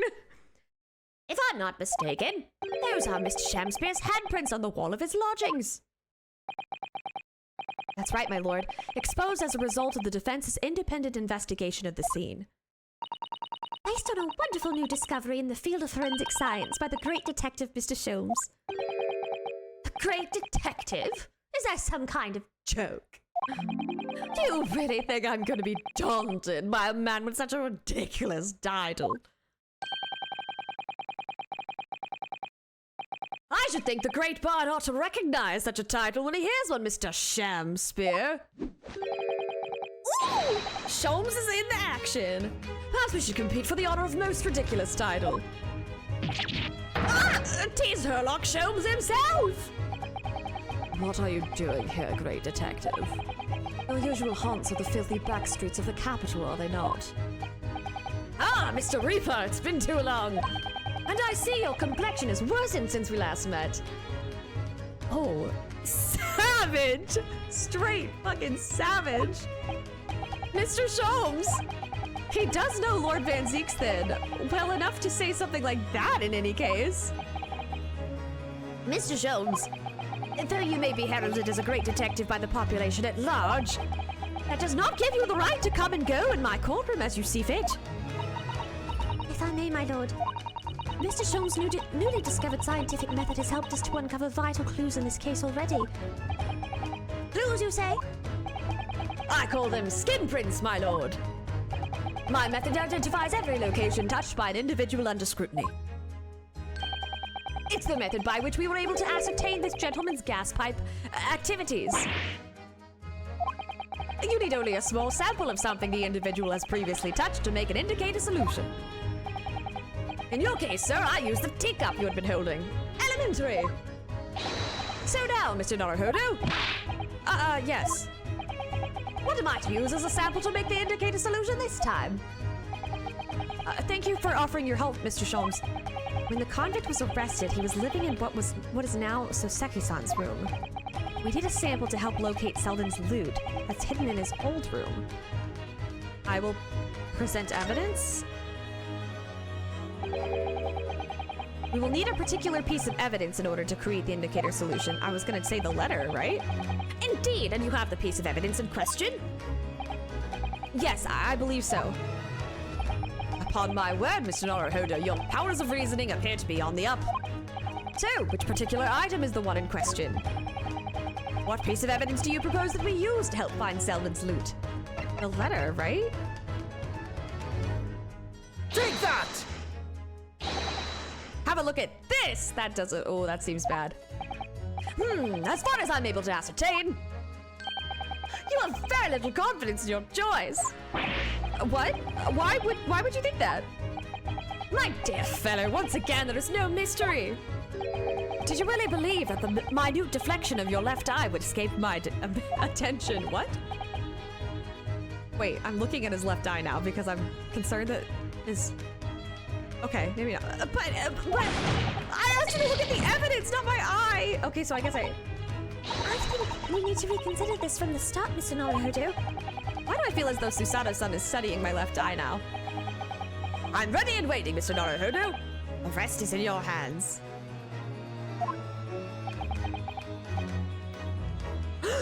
A person, because wait a minute, hold on. Why would they give me the option to present a person anyway? I think I have to present Mr. Natsume, because didn't they have like a wrestling match or something?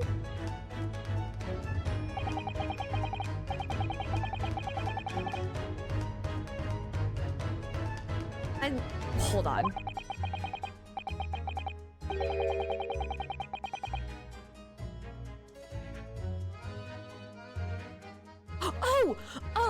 Oh my god, wait a minute. We will need something of Selden's in order to create the indicator solution to find his loot. The key. The fucking key.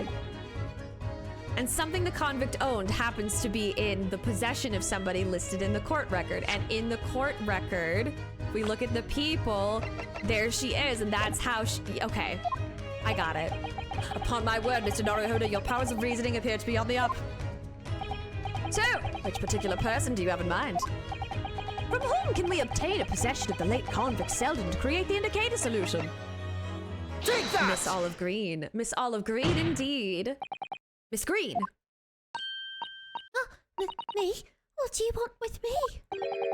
The key around your neck, if you please. Sorry? Oh, he angry. That key belonged to Selden. There will be remnants of secretions from the man's skin on its surface that we can use. Very true! That is the sample we need. Using it, we can create the indicator solution required for Mr. Sholm's skin print seeker. And find out exactly what Selden touched in the room that he used to rent.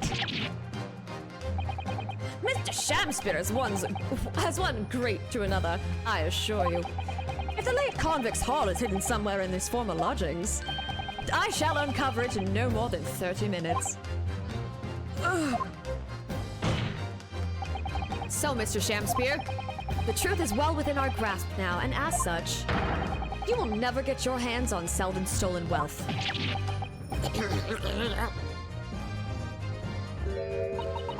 In that case, I'll gladly let Mr. Sholmes have this key. No! Give the key to me! The detective shan't have it! It's over, Mr. Shamspear. No! No! You're out of options now. There's only one thing left for you to do. Admit your guilt. Whoa. Oh. Oh, shameful spear! Despair!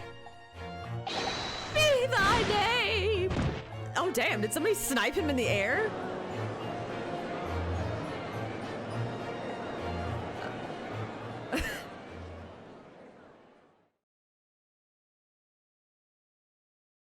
Oh, his hat's gone. I never intended to kill the man. I just wanted to drive him out of the room, that's all. So you'd have time to find the convict's haul of stolen goods. Yet after you'd killed the young man, you still didn't move into the room. I asked the landlord, of course. I pleaded with him, but he refused. Why? I was 3 months behind with the rent, for one thing. Mr. Garridab really has a lot to put up with. And he had the gas repair work done immediately afterwards, putting the room out of action for a while. And then, this Japanese man swooped in at just the right moment to sign the new lease. Poor Mr. Natsume. What an unfortunate timing. Then 5 days ago, after the incident on Briar Road when the Japanese fellow got himself arrested, I thought I'd finally have my chance, but it wasn't to be. No, the scene was sealed off and guarded by the police night and day. And if I remember rightly, Mr. Sholmes spent the whole day in there reading books.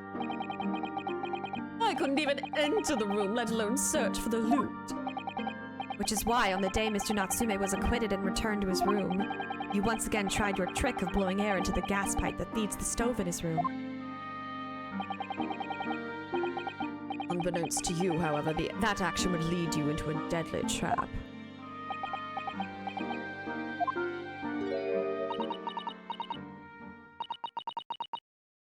William Shamspear, how does it go? To be or not to be? That is the question. From Shakespeare's Hamlet, Act 3, Scene 1. Well, let me tell you in your case. It's not to be. That is the answer. You deserve to die for what you've done.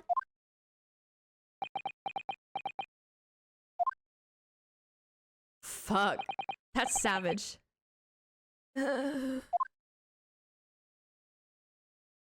And damn, and she fucking said it. She said it so coldly too. Like she just. Whew. Whew, that sent chills up my spine. At first I really did think it was just a terrible accident. I'll never forget our conversation the night before Duncan died.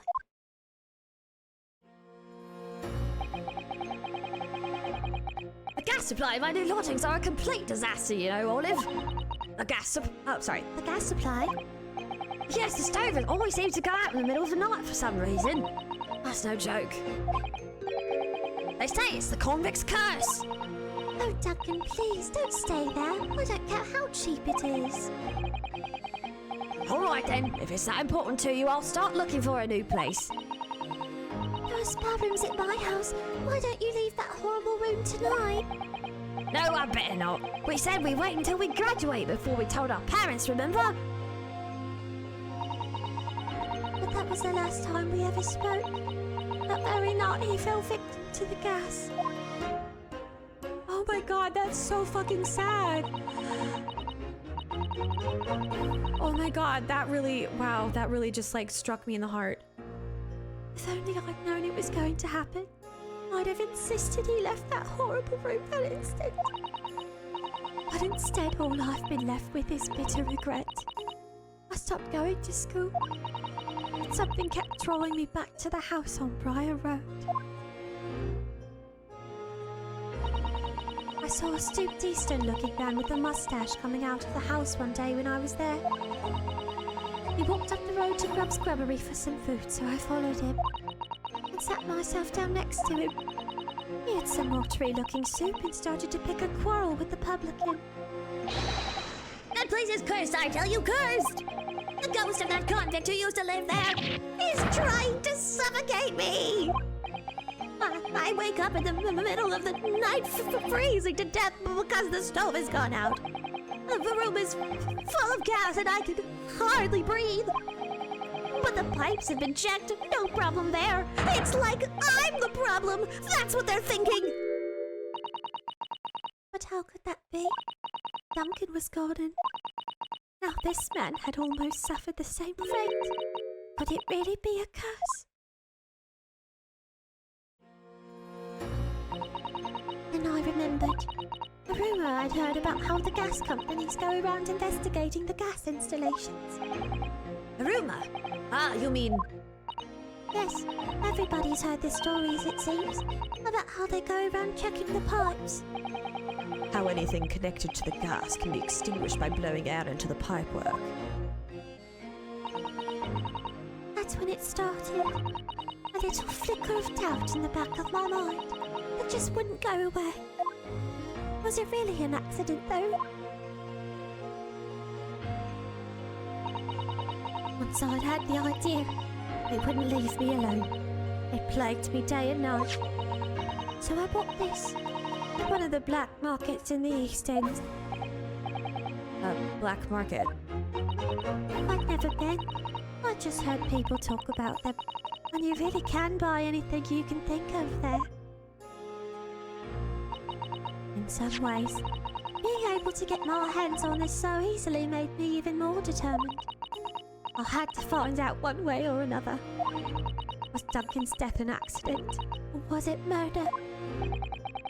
And your chosen method for establishing the truth was simple, but highly effective. Smear poison on the gas pipe you suspected the man of tampering with, and wait. If Mr. Shamspeare was innocent, nothing would come of what you'd done. But if he was guilty, he would pay for his crimes dearly. Again, I can't condone it, but I don't hate her for it. Like, I get it. I found out the name of the man I suspected. William Shamspeare. And then I wrote him this little note. I have information regarding the death of Duncan Ross. Come to the Slug and Salad on Briar Road at 5 p.m. on 17th. Don't tell anybody else about this letter or the meeting. It is a matter of utmost importance.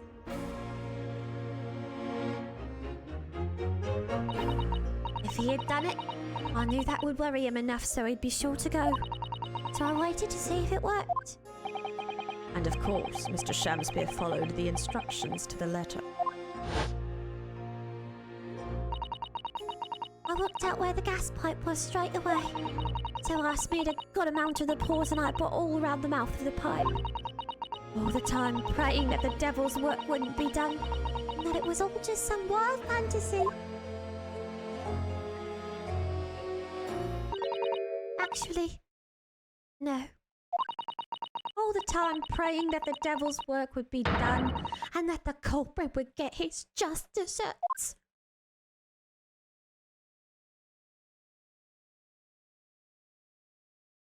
That's a valid feeling. It's valid. Oh, girl, I'm in the same boat. Oh my God, I understand. Same. I'm so in the same boat. I feel for her. Look at Susanoo. She's over there like her heart is, and so is mine. 3 days ago, when you were first stood in the dock before me, this whole affair seemed relatively straightforward. Yes, my lord. I certainly never imagined the depths of depravity that we should subsequently find lurking behind the scenes. It has been a long road, my Nipponese friend. Oh, yes. And one I certainly didn't envisage walking with you. Nevertheless, together we have reached the light at the end of the tunnel, as it were. Miss Green? Yes, my lord. You will henceforth be stripped of your freedom as punishment for the attempted murder of Mr. William Shakespeare. Yes, I know. And you, Mr. Shakespeare, you will be tried for the murder of Mr. Duncan Ross in cold blood, and the subsequent attempted murder of Mr. Soseki Natsume here present.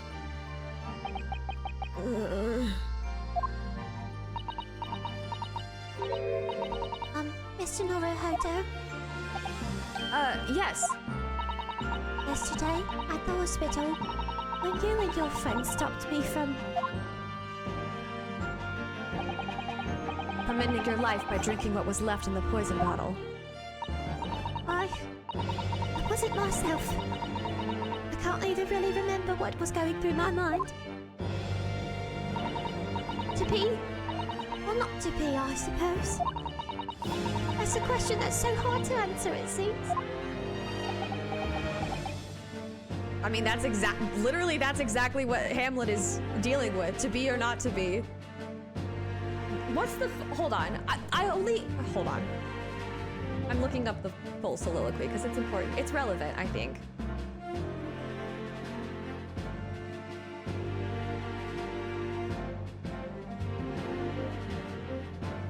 To be or not to be, that is the question. Whether 'tis nobler in the mind to suffer the slings and arrows of outrageous fortune, or to take arms against a sea of troubles, and by opposing end them, to die, to sleep, no more, and by a sleep to say we end the heartache and the 1,000 natural shocks that flesh is heir to.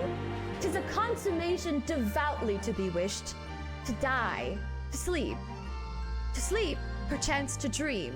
Aye, there's the rub, for in that sleep of death what dreams may come, when we have shuffled off this mortal coil, must give us pause.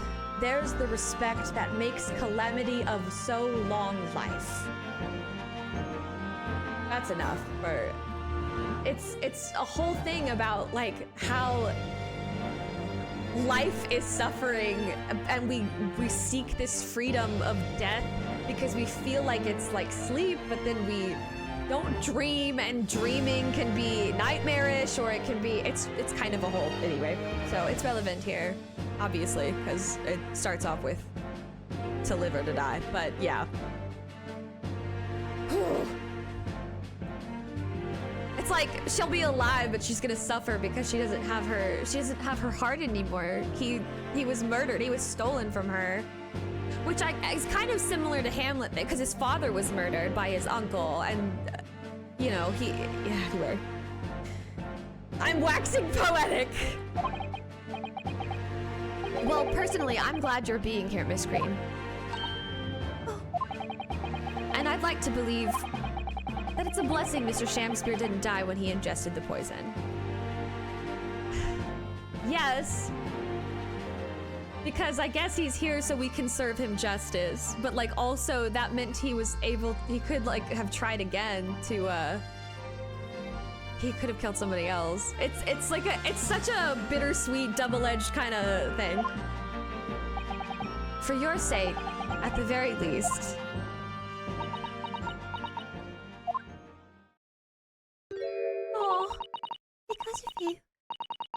chose life, not death.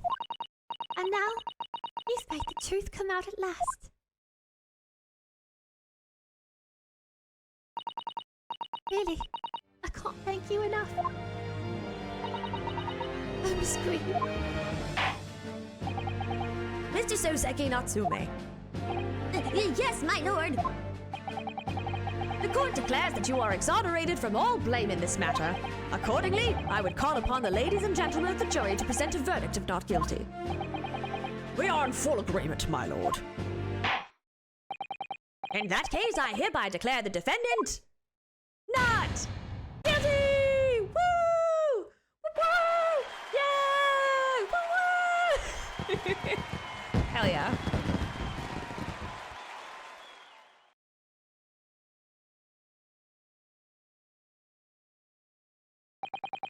Court is adjourned.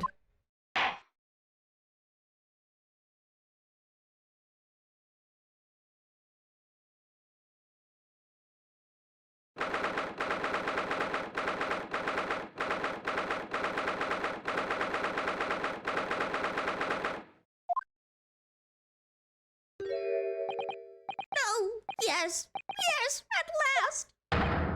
Divine justice duly done. Divine justice? My dear fellow, if there were any divine justice in this world, you would shave that mustache. Damn! Damn! Fucking Chove's not holding back at all! No, this has nothing to do with my mustache. Some say that a luxuriant mustache is a sign of physical prowess, Mr. Sholmes. Locum student Mr. Naruhodo Esquire. Once again, you've saved me from doom. I'm very happy to have been able to help, Mr. Natsume. Congratulations on your acquittal. You're second in almost as many days. I was first acquainted with and gained affection for English literature whilst in our great homeland empire. And then, by a twist of fate, I was brought to the land that bore the fruit of that literature. Only, the city of bricks and mortar became my prison. Try as I might, I never found my feet here. In the end, I confined myself to my room and lived life through friendly old books. You've had such a difficult time, haven't you? Ah, but a week ago now, I dragged you out of that dark and dingy room of yours, did I not? You did, and I've seen more of life in this week than in all of my years to date. And for the first time, I feel I've begun to see the true face of the English that's so far been hiding from me behind the wall of fog. My dear fellow, there's nothing special about the true face of the English, as you put it. Wheresoever one goes in the world, humans are human. There are few genuine differences. Oh, that's a fucking bar. Hold on. Wait, can I screenshot that? That's a fucking bar. Yes, I think you're right. I finally started to see that. And I've come to understand something. I've worked out why I was attracted to English literature in the first place. It made me see that whatever our nationality, we humans all have the same hopes and fears. We're all just doing our best to live. Jesus Christ! Well said. I've come to feel the same way. I've made a decision to. I'm going to cut short my study tour here and return to Japan. What? Just when we'd become friends here in England. What a terrible shame. Oh, I know, that does tug at my heartstrings, it really does. But I've decided I'd like to take everything I've learned here in Britain and write something of my own. Novel of sorts, I suppose. Oh my, so you'll be creating your own literature, Mr. Natsume? How wonderful. Oh, well, no, I mean, I wouldn't presume to call it literature. Why not? When that is precisely the definition, Mr. Mustache. I suppose you're right, yes. It will, in a way, be literature. But as of now, all I know is that I'd like to try my hand at writing. I have no delusions of grandeur. I, for one, would love to read your work. Well, all things considered, it may be for the best. After all, you have once again emerged victorious from a battle with the Reaper. Oh, wait, that was... Sorry, I saw Mr. Natsume react, so I assumed it was him. Sorry. Ah, that's very true. There is no salvation for a person in the dock when the Reaper is the prosecutor. The desire to return post-haste to the perceived safety of your homeland is one I quite understand. My goodness, yes. Faced with such a terrifying prospect. Nobody would consider that cowardly, I'm sure. I'm quite sure. Wow.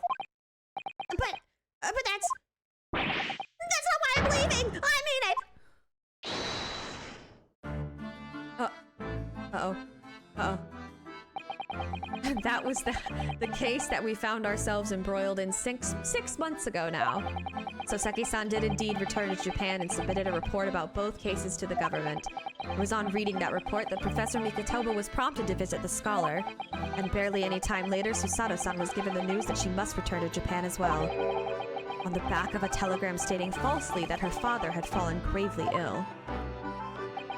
The only possible explanation that comes to mind is what happened after the trial on the following day. The day that we uncovered the loot hidden by the now deceased convict in his former lodgings. But what is it? Oh, is it gonna hit me with the tip? Oh, okay. I thought it was like, it's gonna hit me with the to be continued, and I was about to be a little bit upset. 24th of February. Oh, well done, Mr. Sholmes. How simply marvelous of you. To uncover the secret hiding place in just one day. Wasn't it supposed to take 30 minutes? As I believe I told you, my dear fellows, skin prints are extremely useful in such situations. Wouldn't you agree, Gregson?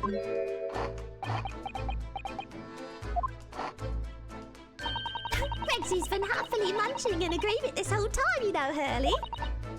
Hopefully, I think perhaps humorlessly might be close to the truth. So, it transpires the man fashioned a hiding place in the ceiling. And what's in it? What exactly is the loot? Let us look then, if you're ready. Let's examine the late burglar's hole. What is that? Oh, that's a dog collar. Why is it bloody? Why is it bloody, though? It looks to be some sort of neckband or collar. A collar? It's huge, though. And look, all the gemstones set in it. I can see why it was claimed to be worth £1,000. Perhaps I could have it as a belt. Oh, have you noticed them on the inside there? There are some dark stains. You don't think they could be blood, do you? I mean, there's quite a lot of it. On second thoughts, perhaps I won't have it as a belt. And of course there's this emblem here. A large letter B and a small crown. What does it signify, do you think? Oh, I hadn't noticed that.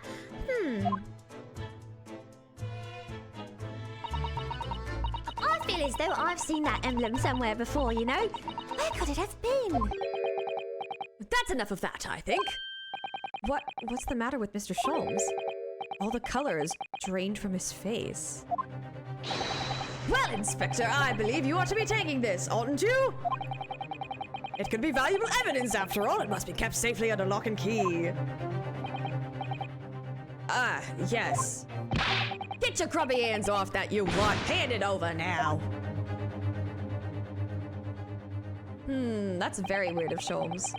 I'd never seen a collar that large before, and all those jewels certainly looked to be extremely valuable. But that's not what stood out the most to me. At least, not once I'd noticed it. Those dark marks on the inside of the collar, those stains, could they really have been blood?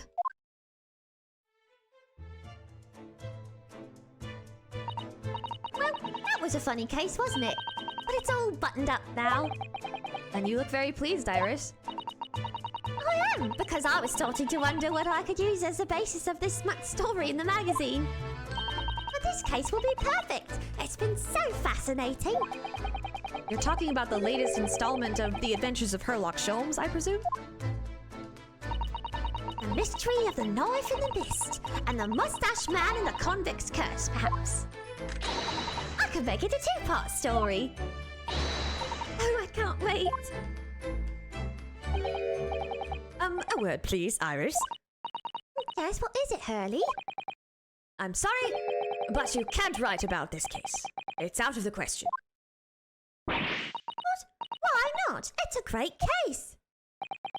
Then I shall have to insist that you limit yourself to the first of your two titles. The second must never be written. Is that clear? Ooh, this is getting a little bit tense and a little bit awkward. Oh, she's so sad. Yes. Oh. And so it was that the second of Souseki-san's cases became buried in obscurity. Now, looking back, I feel I understand. I can see why Mr. Sholmes forbade Iris from publishing the story. It would take a little longer before I saw the link between everything that had happened and would happen. For it wasn't until 2 months after the arrival of Susato-san's letter that events began to unfurl again. Oh boy. With an incident that took place at the very heart of the eagerly awaited Great Exhibition of London. Oh, this is getting so exciting. The end. And that is finally the end of this case that I literally haven't played since. Yay! I got an achievement. Yes, I absolutely want to save my progress. Whew, I can't believe it's been so long since I played. I kind of want to take a little peek at the next chapter.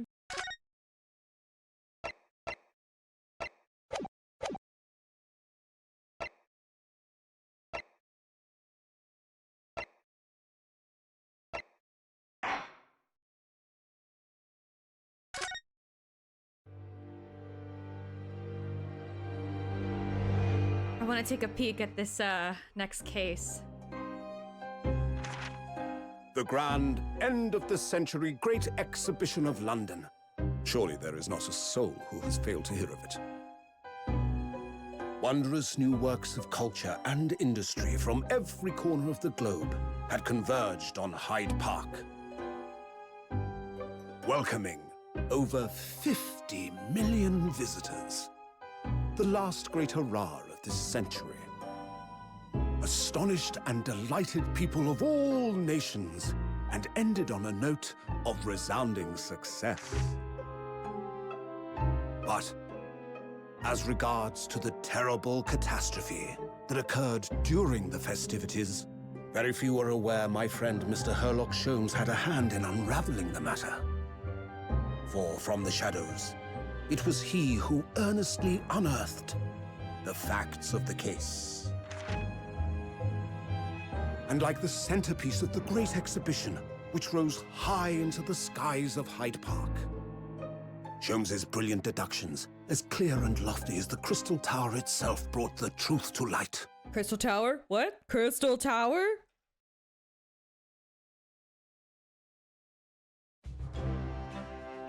We're here at the showground of the Great Exhibition, which is absolutely packed with people. The weather is unusually fine, and we're about to witness a most extraordinary scientific experiment. Oh my goodness. Ladies and gentlemen, the 20th century will see steam engines and electrical power dominate the world. I'm like a little bit shocked that there's, I mean, I know I probably said this before during my playthrough, but like, there is a decent amount of voice acting in this game, and I'm pretty surprised. Horse-drawn carts will give way to the motor car. Ships will sprout wings and take to the skies. Oh, wow. And today, we showcase even more advanced technology. A glimpse into the future. A world first.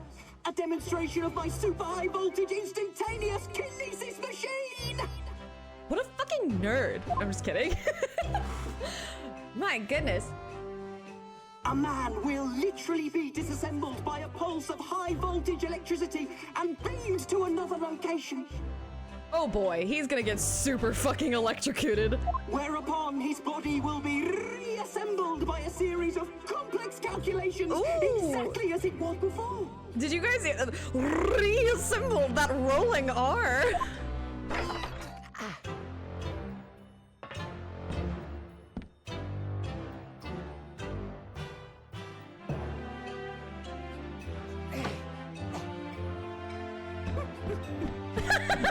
That's how I run.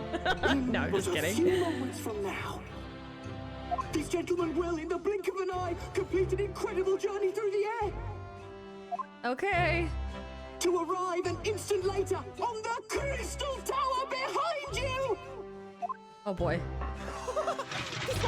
Yes, yes, yes! Whoa! Oh my goodness. Okay, let's take it down a notch. You know, buddy, let's just like calm down for a minute. Yes, yes, yes, yes! Oh my god, don't take this audio out of context. Uh-oh. That's not what I wanted. Uh-oh. Uh-oh. And then is where he dies. Oh. The 22nd of October is where we will pick up next time. Thank you guys for this. Will be I guess a little part, and we'll see how this goes. Hoping to continue more of this in the near future, because I love Ace Attorney so much, and I want to play more of it. I want to finish this game for sure, but yeah, sometimes it just doesn't fit in the stream schedule. So thanks again, y'all, and I'll catch you on the next one.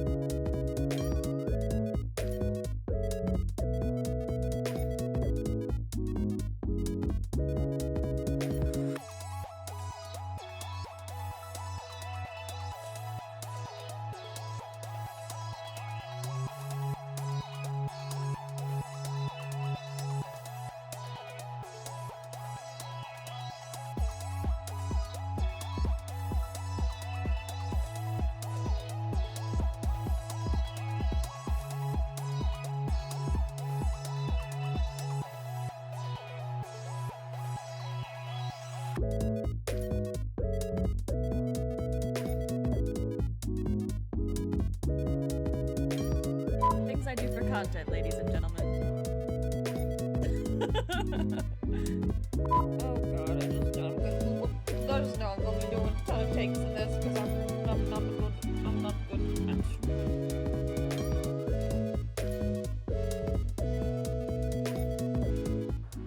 Did you think to destroy me in my realm? Here I am eternal. I will smother your light and entomb your bones amongst my shadows. Oh my god. Let's say, hypothetically, I'm a cat. A kitty cat. And, for the sake of debate, let's say I dance, dance, dance.